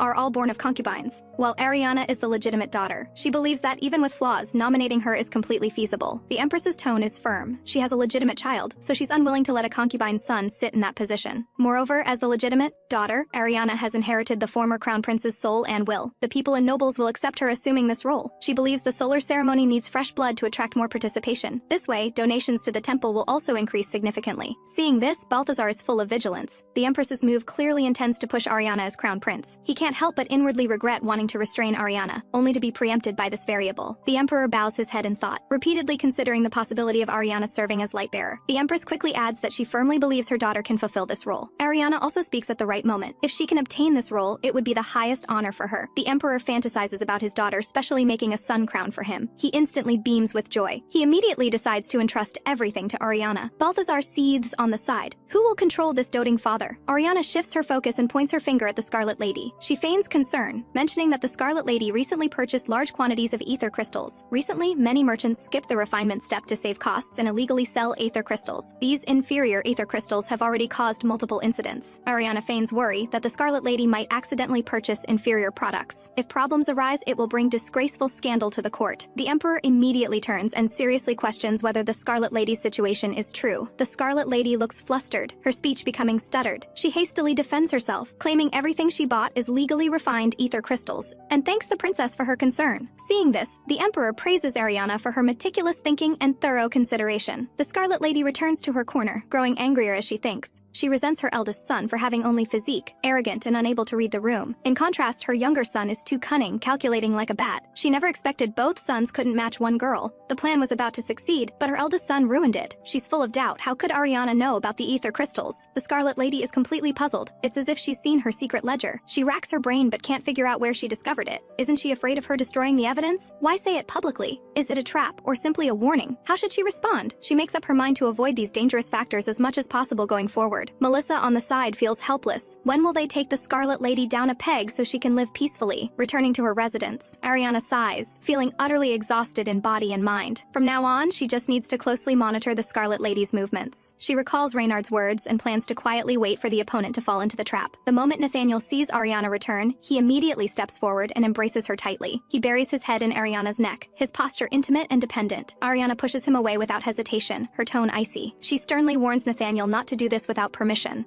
Ariana sternly reminds Nathaniel that he can't just barge in like this, but Nathaniel can't help himself and gently kisses her wrist, apologizing guiltily. He admits he can't obey her order to wait patiently. Ariana scolds him in embarrassed anger, saying he must pay the price for his impatience. Nathaniel obediently removes his clothes, his eyes sincere as he says he'd rather accept punishment than wait for her in such confusion. He moves closer step by step, declaring passionately that his love for her has never required any restraint. This confession completely moves Ariana. She surrenders, calling out to Nathaniel with a trembling voice. Inside the residence, the Scarlet Lady berates Balthazar harshly, cursing him for being worthless every single time. She believed he would become emperor and grant her the honor of being Empress Dowager, so she has devoted everything to cultivating him. But in the end, he's still beyond help. Balthazar lowers his head, apologizing guiltily to his mother. He promises to work harder, but the Scarlet Lady looks thoroughly annoyed and tells him to shut up. She recalls the guards informing her that the residence security is their responsibility by imperial decree, and her movements are no longer free. And after Serena obtained Eros, surveillance has become increasingly strict, and entertainment expenses have been drastically reduced. The treasury funds she once could embezzle are now locked away, completely inaccessible. This makes funding that side extremely difficult, especially after spending so much on magic ore purchases.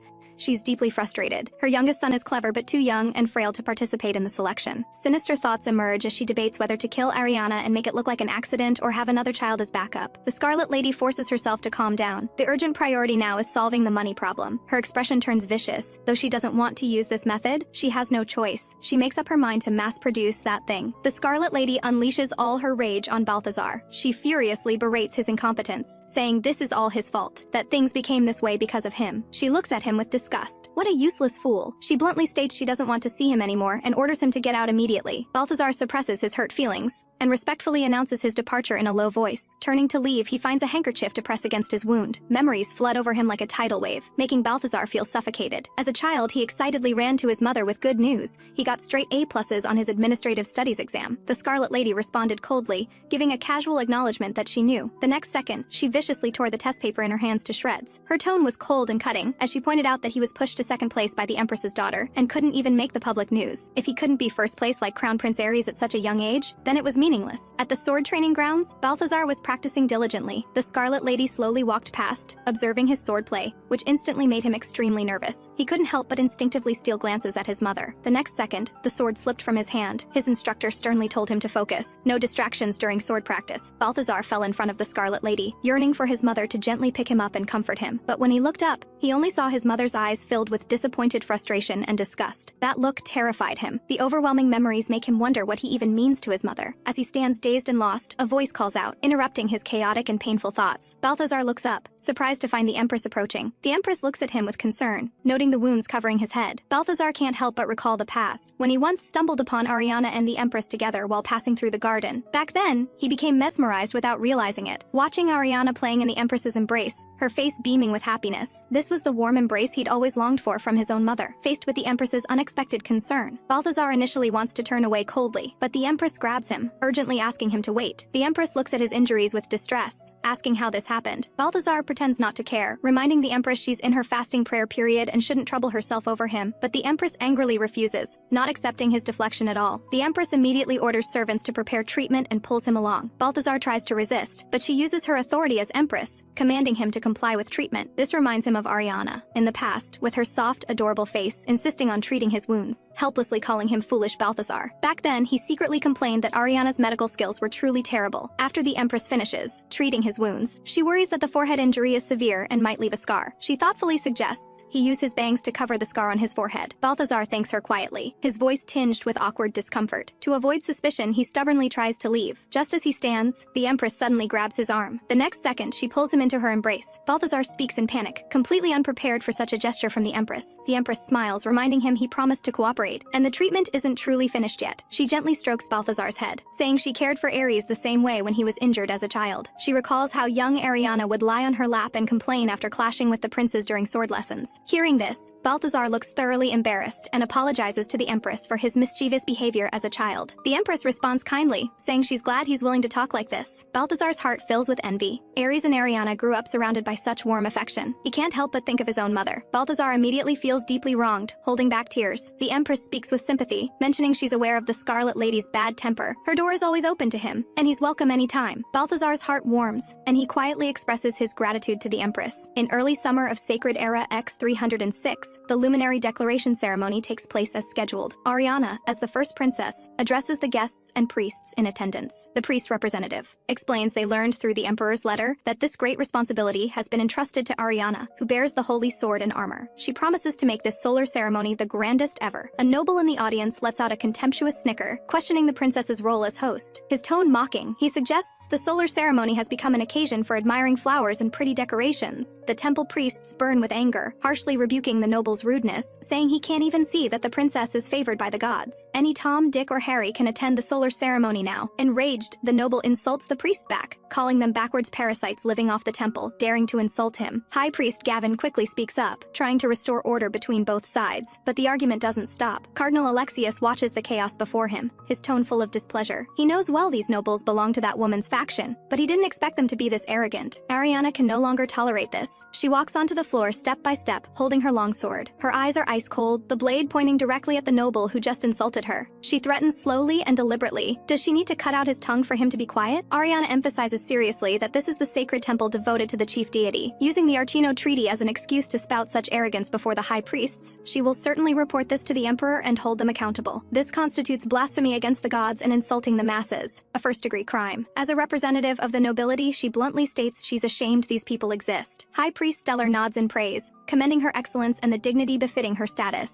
Ariana suddenly understands. This was all a test from His Holiness, including inviting those unworthy individuals. His Holiness nods in acknowledgement but states this test was merely a simple opportunity. He asks if she understands the deeper meaning of presiding over the solar ceremony. She clearly explains that this test is to determine whether she's suitable to become the next emperor. His Holiness speaks with certainty, declaring the gods have recognized her capabilities and hope she becomes emperor. His Holiness announces resoundingly that the chief deity will assess through the solar ceremony whether Ariana is worthy of the imperial throne. He further states the gods greatly recognize her strength and hope she can become emperor. Ariana's expression turns solemn as she vows to execute the solar ceremony flawlessly, ensuring all activities conclude successfully. May the gods bless this solar ceremony with success. The declaration ceremony concludes perfectly. Reynard congratulates Ariana joyfully. She looks at Reynard, her words meaningful, saying her father has granted her the power to punish those who offend. Reynard immediately grasps her meaning and responds respectfully that he understands. Outside the city, Reynard delivers heavy punches to the noble who disrespected the princess earlier. The man ends up bruised and battered, curled on the ground begging for mercy. The intense pain makes him cry out miserably while nearby nobles tremble with fear. But Reynard doesn't stop. All of this is for his empress. The handmaiden helps Ariana change change into red attire, sincerely praising how exceptionally suitable the color looks on her. Another handmaiden quickly agrees, saying if Duke Ashford's words prove true, she will become the symbol of red. Ariana lets out a soft hum. She's simply reclaiming what's hers, thinking how she once avoided things she loved because others disliked them. The handmaiden keenly notices her distraction, puzzled that she shows no joy despite gaining hosting rights. Ariana hastily covers up, claiming she's naturally happy to have the Empress's support, but the handmaidens don't buy it, teasing that after following her for so many years, they clearly recognize she's thinking about a handsome man. Ariana reluctantly admits that gaining hosting rights for the solar ceremony and getting closer to the throne is certainly good, but she doesn't want to miss the chance to meet Cardinal Silas. She hopes the cardinal will attend the solar ceremony. In the past, she could only admire him from afar. His appearance like a pure white deer captivated her heart. The handmaidens all agree that for noble ladies everywhere, he's the perfect idol to admire. Nathaniel's cold voice suddenly breaks in, bluntly saying she even wants the cardinal. She's too greedy. Ariana is displeased that Nathaniel interferes with her more and more. Nathaniel apologizes sincerely, admitting it's just slight jealousy, but the deep-rooted conflict between the Blake family and Astral Temple will surely cause trouble later. But Ariana doesn't care, believing that's not a problem for her. Nathaniel sighs softly, finally voicing his inner worry. He doesn't care about others, but doesn't want temple people to become her jewels. He states bluntly that people still exist in the temple who once ignored divine will and tried to control his family. Though he's one of her many jewels, his heart belongs only to her. He doesn't want jealousy to make him lose his rationality. Ariana is moved deep down by his straightforward words. Nathaniel shifts tone, complaining that his recent concessions have made her gradually neglectful of him. His tone coaxing, he states bluntly that as long as it makes her forget about others, he doesn't mind reminding her of what he's capable of. Ariana flushes with embarrassment and panic, hastily reminding him there are still people around. She looks around, only to discover the handmaidens have already vanished. Nathaniel smiles triumphantly. No one will disturb them now. They have plenty of time. The room immediately fills with passion. The next day, Ariana feels frustrated. Sure enough, spending time with Nathaniel means all of the next day's schedule gets cancelled. The handmaidens can't help but giggle, teasingly asking if she slept well last night. They then present a mountain of letters. Ariana frowns. The handmaiden quickly explains she's already filtered out most of the love letters, and King of Glacia also sent a letter. But since the content was entirely about courtship and too cloying, she burned it in a fit of anger. Ariana praises her approvingly, saying narcissists deserve elimination.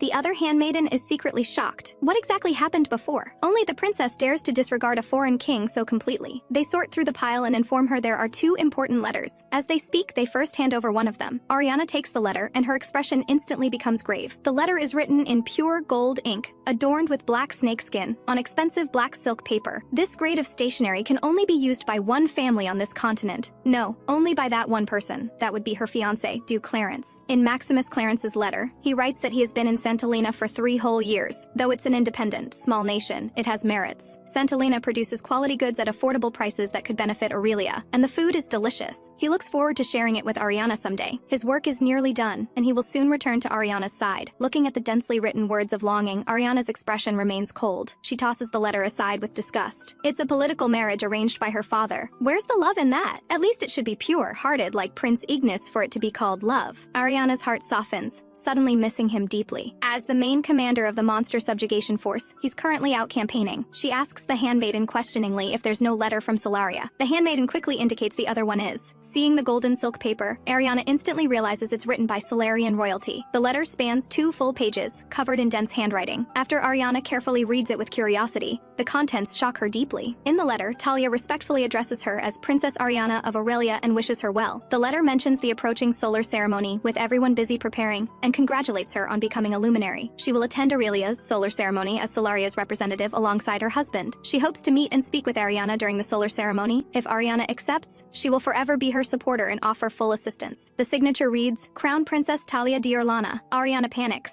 asking if she did anything wrong at the procession ceremony. Talia is universally recognized as a formidable figure who controls not only the royal registry and political power, but also stabilized the nation during the magic crystal turmoil. Why would such a person suddenly want to meet her? She's heard rumors of Talia subduing monsters barehanded, and knows she never loses in social battles. The handmaiden quickly reassures her that her performance was perfect. Ariana helplessly tells herself it's probably just routine political rhetoric. The Duke's matter is already troublesome enough, and now there's Talia. Ariana feels overwhelmed. She's deeply troubled, unsure whether to be happy or worried about Talia's proposal. Ariana takes a deep breath, forcing herself to calm down. She decides to, temporarily, set aside Clarence and his pro-prince faction, prioritizing Talia instead. Talia will be Solaria's queen in the future. With her support, becoming heir to the throne will be easier. She decides right then to adjust her schedule for Talia. 30 days before the solar ceremony, father and daughter dine alone. The emperor praises Ariana for her dedicated preparations for the solar ceremony, saying she's truly his daughter. She must be the great blessing the chief deity bestowed upon him and Serena. Ariana appears bashful and thanks him with a smile, but she knows well that though her father dotes on her, if she performs poorly, this affection could vanish any time. She will never allow anyone to steal her intimate moments with her father. The emperor mentions Delancia's saying one good daughter is worth 10 sons, and affectionately says this describes Ariana perfectly. He then promises that after the solar ceremony, he'll take her to inspect the border she's always wanted to visit. Ariana is thrilled, talking enthusiastically about her knowledge of and interest in the border, hoping her father will teach her tactical management. The emperor is amused by her. Since she's so interested in governance and imperial studies, how could he bear to refuse? He hasn't seen her like this since her 13th birthday. Ariana feels a bit embarrassed. The emperor smiles and tells her not to mind, urging her to eat more. Ariana obediently agrees and picks up her utensils to continue eating. At this moment, the emperor suddenly mentions that Ariana's fiance Clarence will soon return. Ariana can only bite the bullet and respond that the Duke has already informed her of this through his letter. The Clarence family is the longest-standing house aside from Blake, capable of suppressing other noble factions. Crucial indeed, the current Duke Clarence diplomatic achievements are unmatched. The emperor states seriously that as her father, he will fully support her marriage to Clarence. The Clarence ducal house is among the finest existing families, capable of suppressing other noble factions. The emperor speaks earnestly, saying as her father he will fully support her union with the Duke. Ariana sighs, only able to respond respectfully that she understands. The emperor states he'll host a homecoming banquet for the Duke to deepen their relationship, ensuring he can serve the imperial family in the future. He also instructs Ariana not to stay too close to her jewels at the banquet and to attend to her fiancé more. Ariana feels resentful inside. The emperor is reminding her to fulfill her political responsibilities as princess. Her previous jewel-collecting behavior was merely tolerated by him. Now she must return to the real matter of the political marriage. Ariana forces a smile and answers yes, her tone somewhat distant. Back at her residence, Ariana feels unsettled. Spending time with her jewels these past months, she'd completely forgotten about him. She truly can't muster any interest in this fiancé. She has no impression of his appearance or personality whatsoever. Her only memory is him trying to kiss her before going abroad, which enraged her so much she slapped him hard across the face.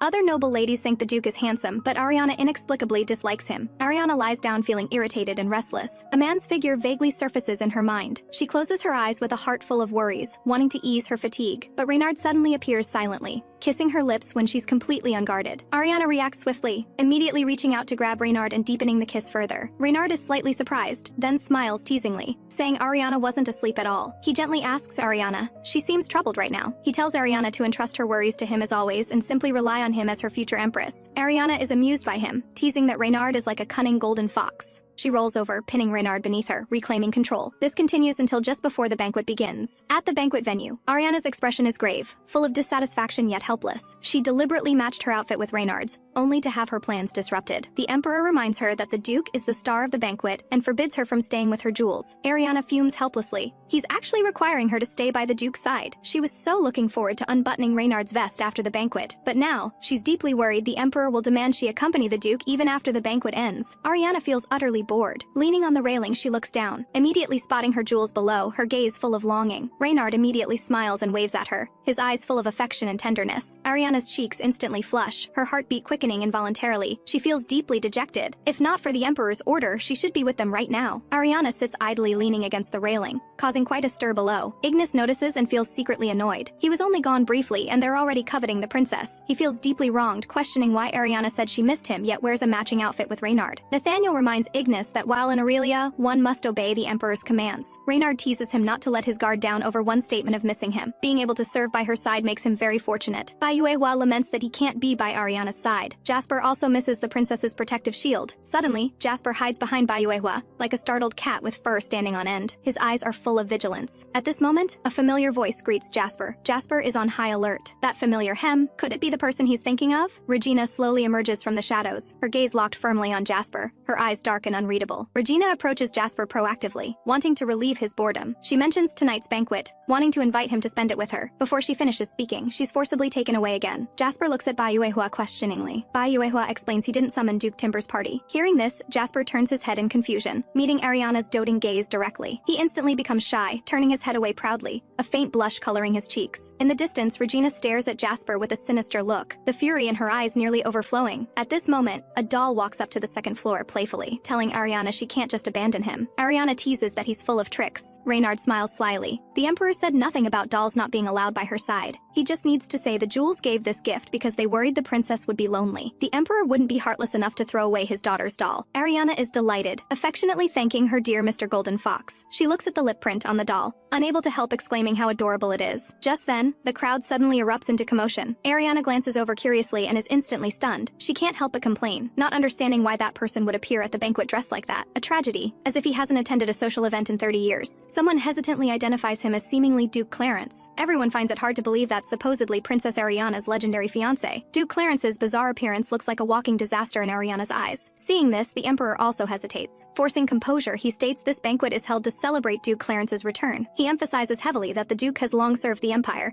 dedicating himself to establishing good diplomatic relations with smaller nations. The emperor hesitates as he introduces Clarence as not only a meritorious subject, but also Ariana's fiance. The jewels are all shocked at the sight. The emperor ignores everything, inviting everyone to raise their glasses to his contributions. Ariana is completely petrified, unable to believe that man is her fiance. Ignis mutters that the imperial family wouldn't bring a pig and claim it's her fiance, would they? Nathaniel quickly reminds him to watch his words. Bai Yuehua is also puzzled. He heard Clarence was once as sharp as a serpent in society. How could he be like this? Reynard can't control his laughter. This is truly an unexpectedly good show. Jasper quickly reminds him he's laughing too loudly. Hearing Reynard's laughter, Ariana feels her world crumbles. What on earth is happening? The noble ladies discuss that the last country Clarence visited specializes in producing cheap goods. Ariana keeps saying this can't be right. She absolutely cannot accept this reality. There are chubby but cute men in the world, but Clarence doesn't look cute no matter how you look at him. Add to that this outfit. She truly can't understand what style this is supposed to be. This style is practically the definition of cheap. Ariana despairs. Not only will Balthazar mock her, but Bellatrix, that annoying witch, certainly will too. This fiance's existence will become a major flaw of hers. The handmaiden quickly approaches, asking with concern what's wrong. Ariana melancholically tells the handmaiden to bring some strong liquor, to secretly mix the spirits into red wine. She desperately needs alcohol to get herself drunk. The handmaiden doesn't dare delay and quickly complies. Ariana downs glass after glass, and soon she's intoxicated. She even hopes she can just faint right here and escape from all this. At this moment, Clarence suddenly appears, greeting her with an excited tone. He asks worriedly if Ariana has had too much to drink. Ariana's eyes are hazy with drink as she recognizes the person before her as Duke Clarence. Clarence immediately expresses with deep emotion that he's finally returned to Ariana's side. Ariana can no longer support herself. Her body goes limp. In her fading consciousness, she calls out Nathaniel's name, begging for rescue. But Clarence doesn't notice her resistance at all, still rambling on about how much he's missed her. The next second, Nathaniel suddenly appears, catching Ariana firmly. Clarence calls out urgently to stop him, asking Nathaniel displeasedly what he's doing. Nathaniel responds stiffly and dismissively that the princess was too happy and accidentally drank too much. The emotional reunion can wait until tomorrow. Clarence insists this is his responsibility and demands Nathaniel hand her over to him. Nathaniel coldly reminds him he still needs to greet many guests. The princess can be left to him. Clarence becomes frantic, calling out loudly trying to stop them. The next second, all the princess's jewels gather to escort Ariana. Everyone exclaims what a feast for the eyes this is. Reynard walks up to Clarence, his tone dripping with mocking sarcasm. He teases that if he were Clarence's fiancé, he'd definitely break off the engagement on the spot. His current appearance makes him look exactly like a clown. Seeing her headache, Nathaniel scolds her but with heartache, asking why she drank so much. Ariana apologizes softly. Nathaniel gently interrupts, asking her to tell him I love you. Ariana obediently responds, I love you. The jewels thoughtfully say they'll handle the solar ceremony matters for her. She should rest easy. Ariana nods reassured and falls into deep sleep surrounded by her jewels. Clarence stands before a mirror, gradually feeling inferior as he looks at himself. He recalls Ignis Casanova, the second prince of the Solarian royal family and commander of the Achilles Legion. Bai Yuehua, called the lunar immortal in Delancia, general of the king's direct intelligence force. Jasper of House Marino, second son who can read trends precisely. Reynard Ashford, known as Glacia's golden fox for his exceptional cunning, is among them too. And there's Nathaniel Blake, head of the world-renowned Estrella Divine Beast clan. These are all top-tier handsome men who possess both looks and talent. He can't help but wonder, does the princess collecting jewels mean collecting handsome men? But he's the complete opposite of her preferences. He recalls nobles discussing how his attire at the banquet was too ridiculous. They pitied Ariana, saying her fiancé is so unattractive. Truly pitiful. The Empress joked that Clarence certainly didn't neglect his stomach during his diplomatic missions. The Emperor also thinks he should at least lose some weight first. He painfully realizes that his talent, power, and abilities hold no appeal before the jewels. Unwillingness surges in his heart. He tells himself he must lose weight. If he could be dazzling like the jewels, he would surely attract the princess.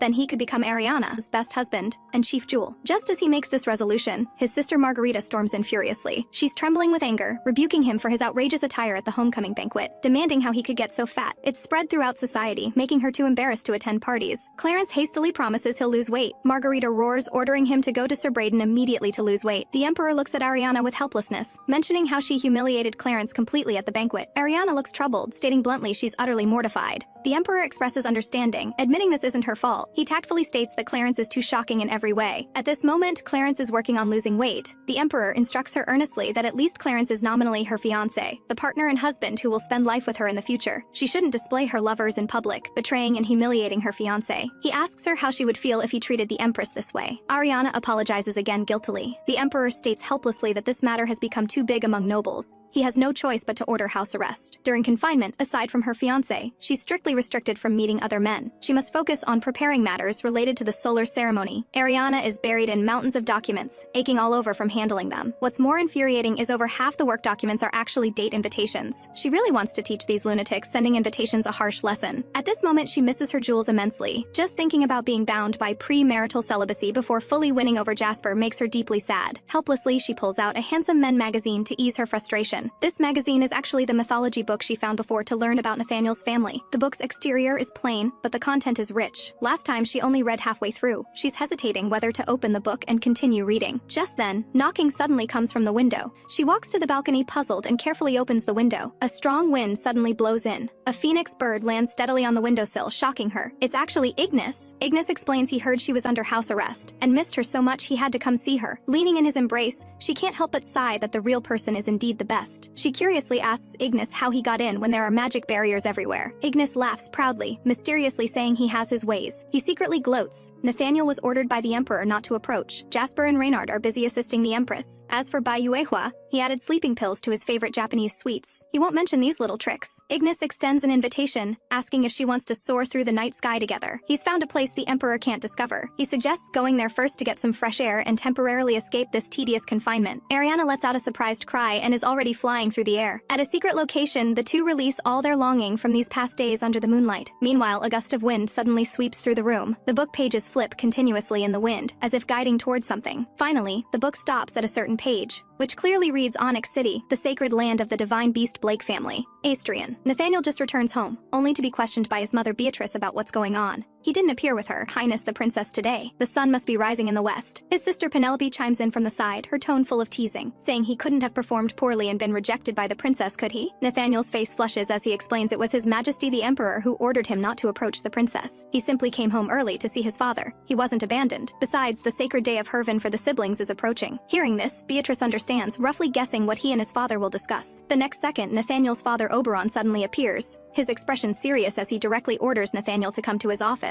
Olaf's expression turns grave as he asks if there's been any discord with the princess. Nathaniel immediately denies it, insisting there's no conflict between them. Hearing this, Olaf breathes a sigh of relief. He reflects that though the Bryan family was blessed by the gods to serve the main deity, their arrogance brought divine punishment, a crucial warning that the family must not ignore the world's greater tides. He reminds Nathaniel that only through the favor of the first princess, beloved by the main deity, was the Bryan family able to rebuild. He solemnly instructs Nathaniel that he must win the princess's affection, as she is the Emperor's most cherished child. Nathaniel responds respectfully, though doubt lingers in his heart. After a moment's hesitation, Nathaniel finally speaks up, asking his father if he's noticed anything unusual. Olaf looks puzzled and presses him about what seems strange. Nathaniel speaks bluntly, stating that the family's near downfall wasn't simply divine will. Olaf's brow furrows as he asks what it was. Then, Nathaniel explains that while serving the princess, he investigated secretly and discovered the family had fallen into a trap set by certain forces. He asserts that the cause of the family's decline was the long silent temple purist movement. Olaf flies into a rage upon hearing this, condemning these people as arrogant and presumptuous. He asks through gritted teeth what caused this faction to rise again. Nathaniel sighs in frustration. The temple appears to have been infiltrated by the Crimson Rose faction. Mother's past rejection of that woman's proposal, along with these people's ambitions, became the catalyst for everything. Olaf sighs that those who should have remained loyal have now allied with that mad woman who dreams of becoming Empress Dowager. He must admit that Veronica's influence in courting the temple purists is growing stronger by the day. Veronica has also been cultivating support for two princes among the faithful. Her purpose is clear: to place her own children on the throne. Olaf feels fortunate that Her Highness's timely appearance turned the situation around. After a moment's consideration, Olaf makes a decisive call for Nathaniel to become the princess's consort. Nathaniel is shocked, reminding his father that marriage to the imperial family is forbidden to their house. Olaf explains that this is merely the temple's political calculation, not divine decree. What they should consider next is how to deal with the princess's fiancé, Duke Clarence.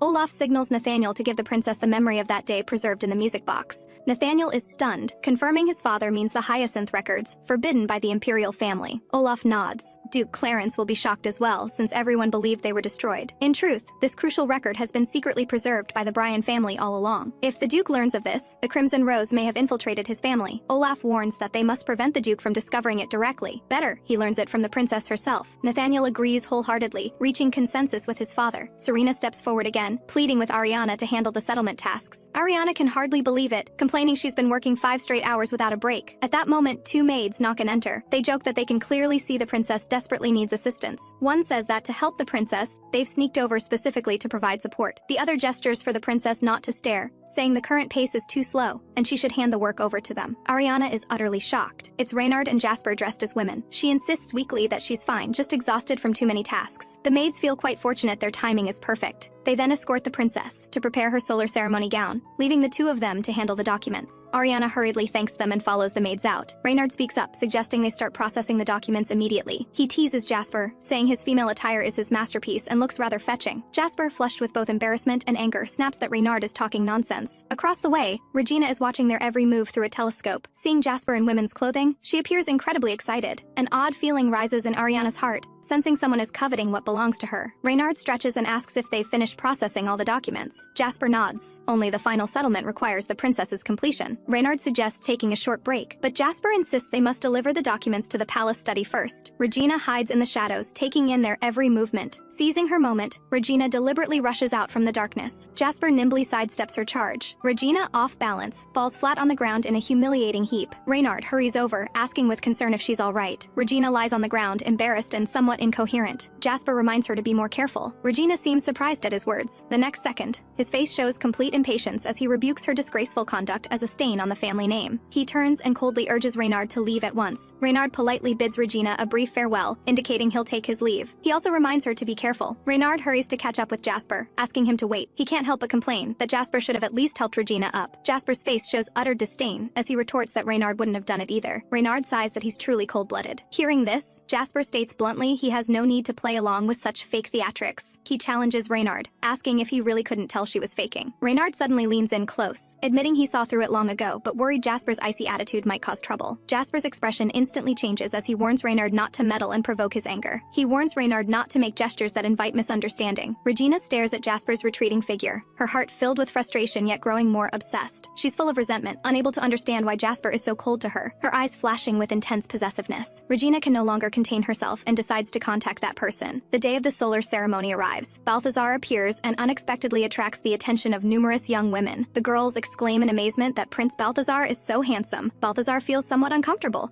not understanding why simply letting down his bangs causes such a reaction. The Scarlet Lady's face shows utter disdain as she warns Balthazar these girls are completely unworthy of him. Balthazar nods obediently, silently listening to his mother's teachings. The Empress speaks up timely, criticizing the Scarlet Lady for treating Balthazar like a breeding tool. She reminds the Scarlet Lady that as a rose representing imperial authority and character, she should display proper conduct. The Scarlet Lady laughs dismissively, using the solar ceremony as a pretext to change the subject. With that, she walks away directly. Balthazar politely bows to the Empress. The Empress turns and calls to Balthazar. She sincerely praises him, saying the ceremonial robes suit him well. She extols him as comparable to Ethel, child of the gods in the heavenly court. The Scarlet Lady impatiently urges him on, complaining that Balthazar is moving too slowly. Balthazar quickly apologizes and hurries to catch up with the Scarlet Lady. As she walks, the Scarlet Lady instructs Balthazar to hurry and pay respects to the Emperor to make his presence known. Yet Balthazar secretly delights, savoring the Empress's praise repeatedly. Viscountess Adelaide softly reminds the Empress that distinguished guests from various nations have been arriving. The Empress nods calmly, indicating she's already aware. Crown Prince Carrion and his consort from Solaria Kingdom appear first. Next comes second Prince Yueying of Delancia Kingdom, King Rex Kimberlake of Glacia, and Legion Commander Miros Valent of Meritia, representing the Holy Knights. King of Glacia's purpose is obvious as he rushes before the Empress to seek Princess Ariana's hand in marriage. The Empress clicks her tongue in disbelief, not expecting such shamelessness, wondering where Ariana is at this moment. An attendant quickly responds, informing her the princess is preparing to receive the distinguished guests. The King of Glacia immediately steps forward with an ardent declaration,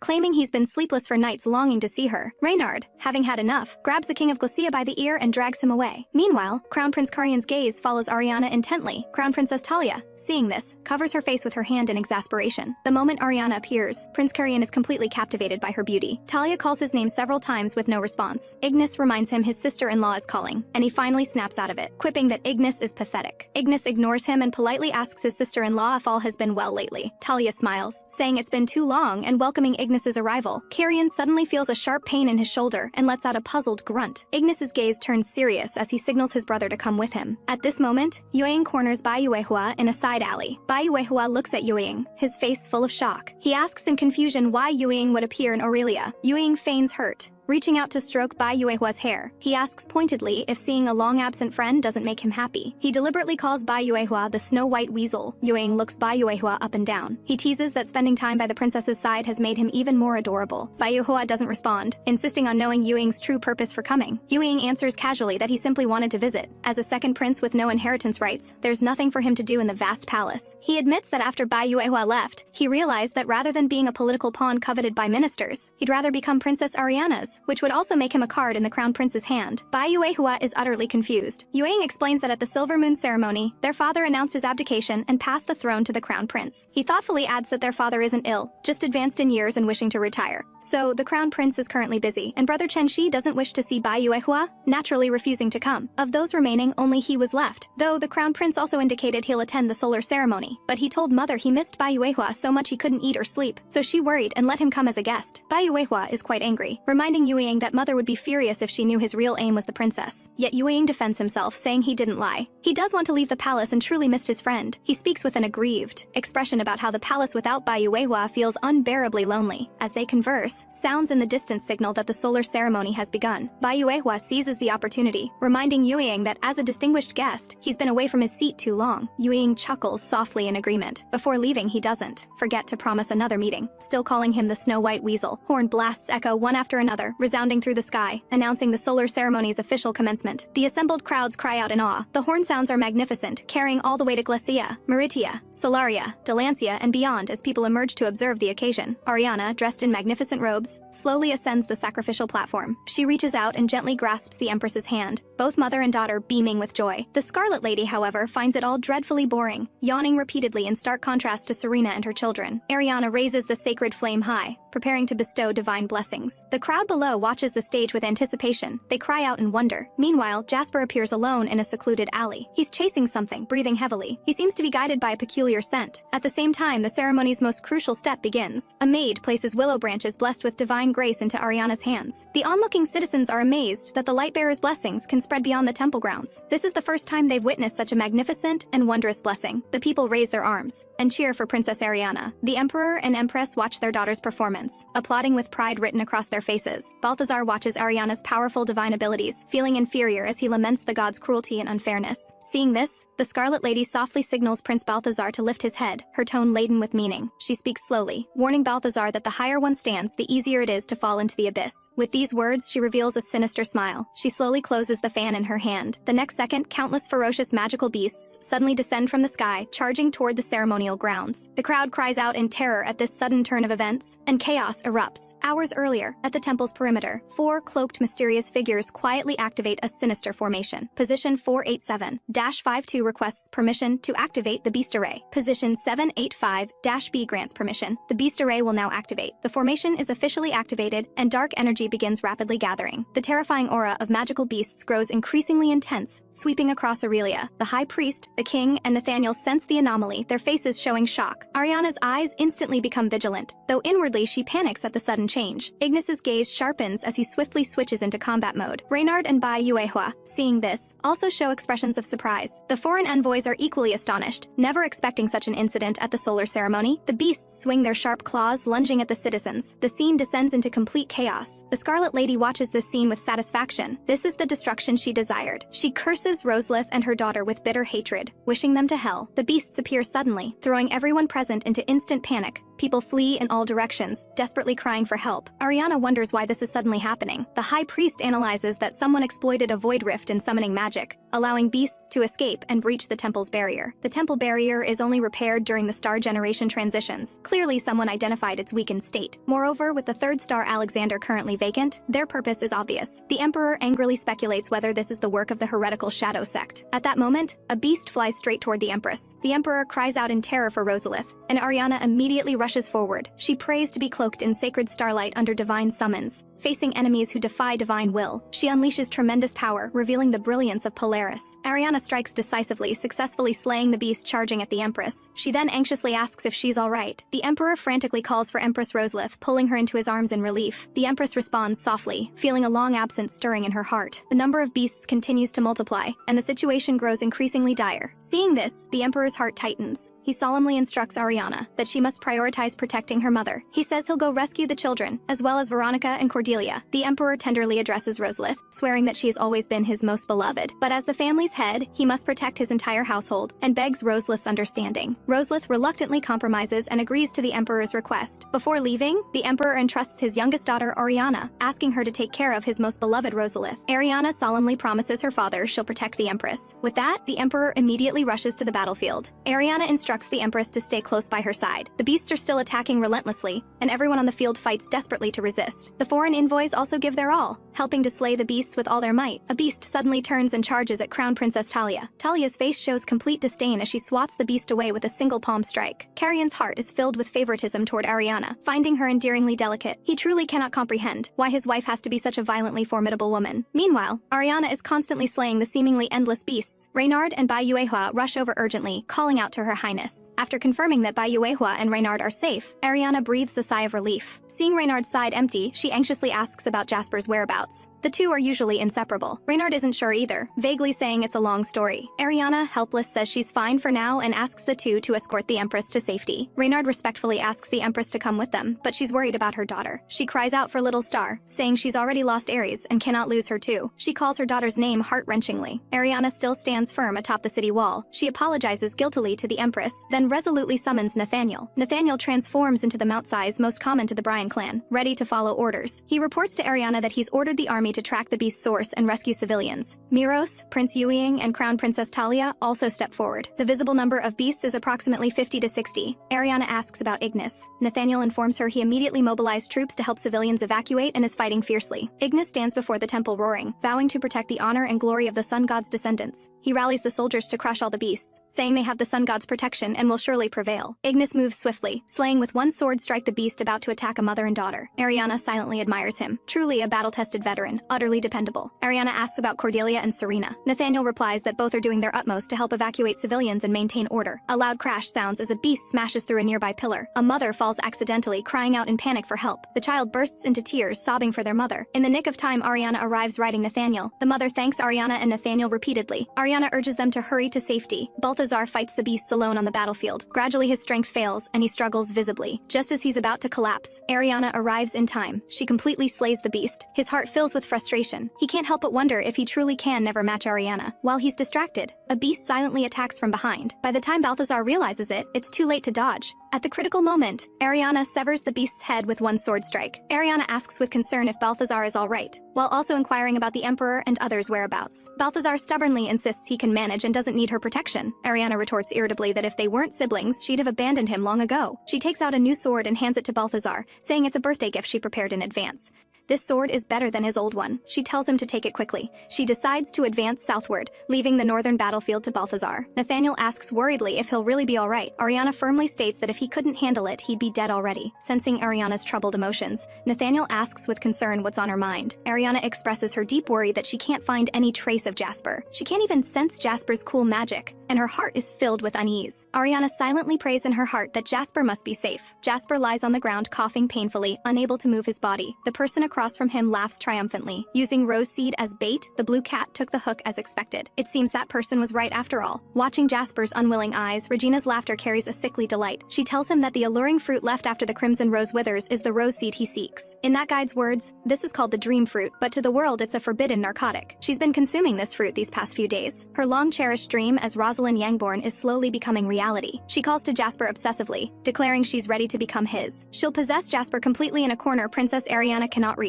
Regina states fervently that all of this was carefully prepared by that person for them. Jasper cries out for help with all his remaining strength. Even with just a thread of hope, he refuses to give up. His consciousness gradually blurs as Ariana's silhouette replays in his mind. He repeats desperately in his thoughts, even if it's her, if only her, as long as someone can save him. Jasper pleads desperately in his heart. Princess Ariana, please save me, Ariana asks with concern if Nathaniel is injured. Nathaniel smiles and responds that he's fine. Nathaniel's gesture makes Ariana chuckle softly, complaining his touch tickles. She sincerely thanks Nathaniel for his efforts, but he says it's all his willing choice. Ariana breathes a sigh of relief. Everyone has evacuated in time, and there are no casualties. Seeing Ariana's expression change, Nathaniel asks with concern what's wrong. Ariana's heart fills with guilt as she blames herself for still not finding Jasper. It was her selfishness that brought Jasper here, yet she failed in her responsibility to protect him. Jasper had asked Ariana to respect his wish to remain chaste before marriage. Ariana readily agreed, saying frankly that such a small matter was nothing, but she made a condition. She hoped to sit beside Jasper and watch him closely. She also hoped for small physical contact like touching Jasper's face or holding his hand. She regrets immensely that she should have immediately searched for Jasper, yet now can't find even a trace. Ignis arrives with a tone seeking credit,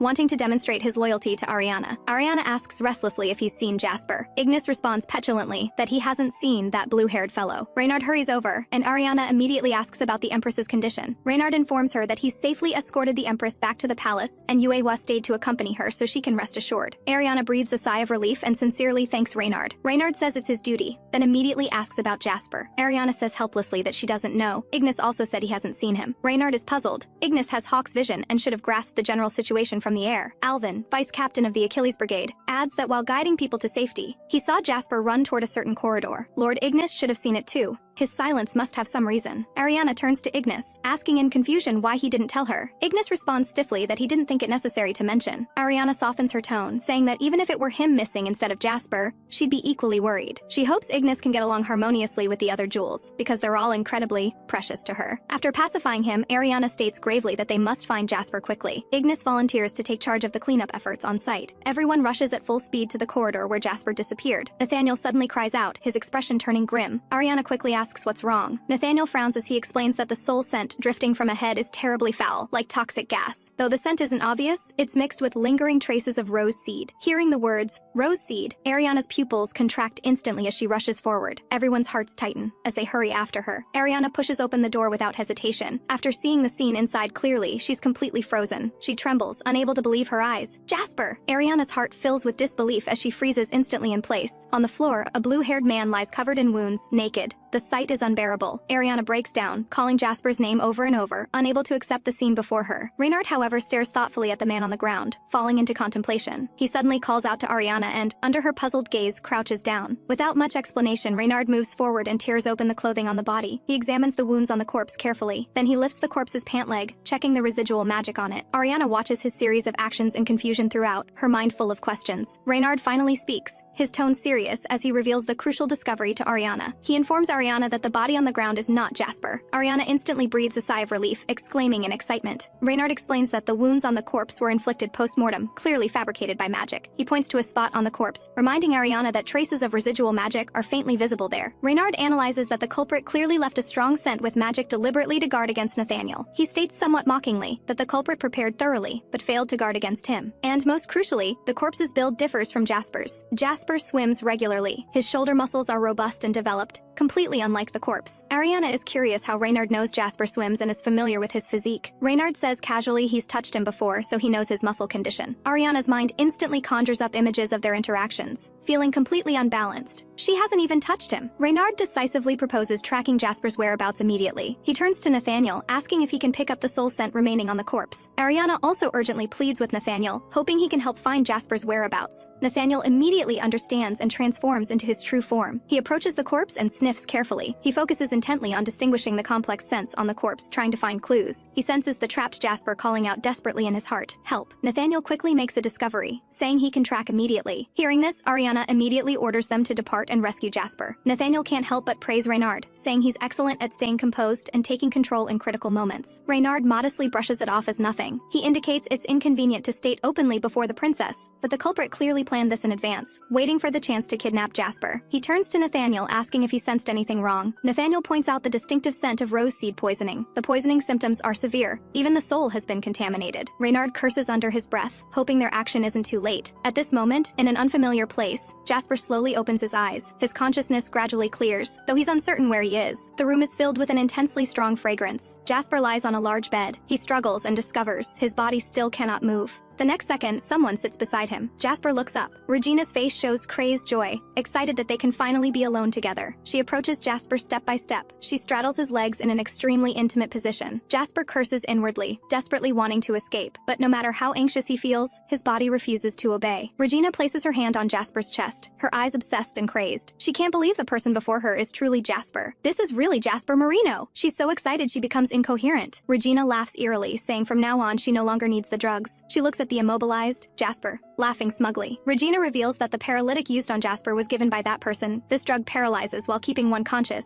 so he can deeply feel her love. Regina ignores his resistance, talking to herself about letting him feel her warmth. Jasper cries out desperately in his mind, begging Regina not to touch him anymore. Regina immerses herself in her fantasies, praising Jasper's charm and wanting to be with him forever. Jasper feels utterly desperate, only able to curse inwardly, unable to do anything. A strange sound suddenly echoes. Jasper freezes. This doesn't seem like an ordinary explosion. Regina thinks it's the servants and rebukes them not to interfere. Before Regina can finish, Ariana rushes forward and knocks her down with one punch. Regina falls to the ground, trembling all over, in too much pain to speak coherently. Jasper looks at the suddenly appearing Ariana, his eyes full of relief at being rescued. Ariana stares at Regina on the ground, her tone icy, saying she dared to touch her jewel. It seems she doesn't want to live. Reynard follows in, frowning the moment he enters at the scent, saying it's too strong. Nathaniel apologizes to Ariana, saying the smell is unbearable and he must temporarily withdraw. Before leaving, he warns Ariana that this intense rotting rose scent is no simple matter. Ariana interrogates Regina on the ground, asking if she's connected to the rose seed producer. This is definitely not something she could accomplish alone. Regina glares at Ariana furiously, her eyes vicious. She strikes the ground with her hand. The next second, she bursts into laughter, shrieking that Ariana will regret destroying her happiness. Ariana sees Regina about to flee and shouts sternly for her to stop, preparing to give chase. Reynard quickly stops her, saying he's already destroyed the magic circle. Regina can't get far. Regina cedes through gritted teeth that she absolutely won't give up. Her heart fills with venomous resentment. She must take Jasper back from Ariana's side. It's all that damned woman's fault for ruining everything. She'll make her pay the price.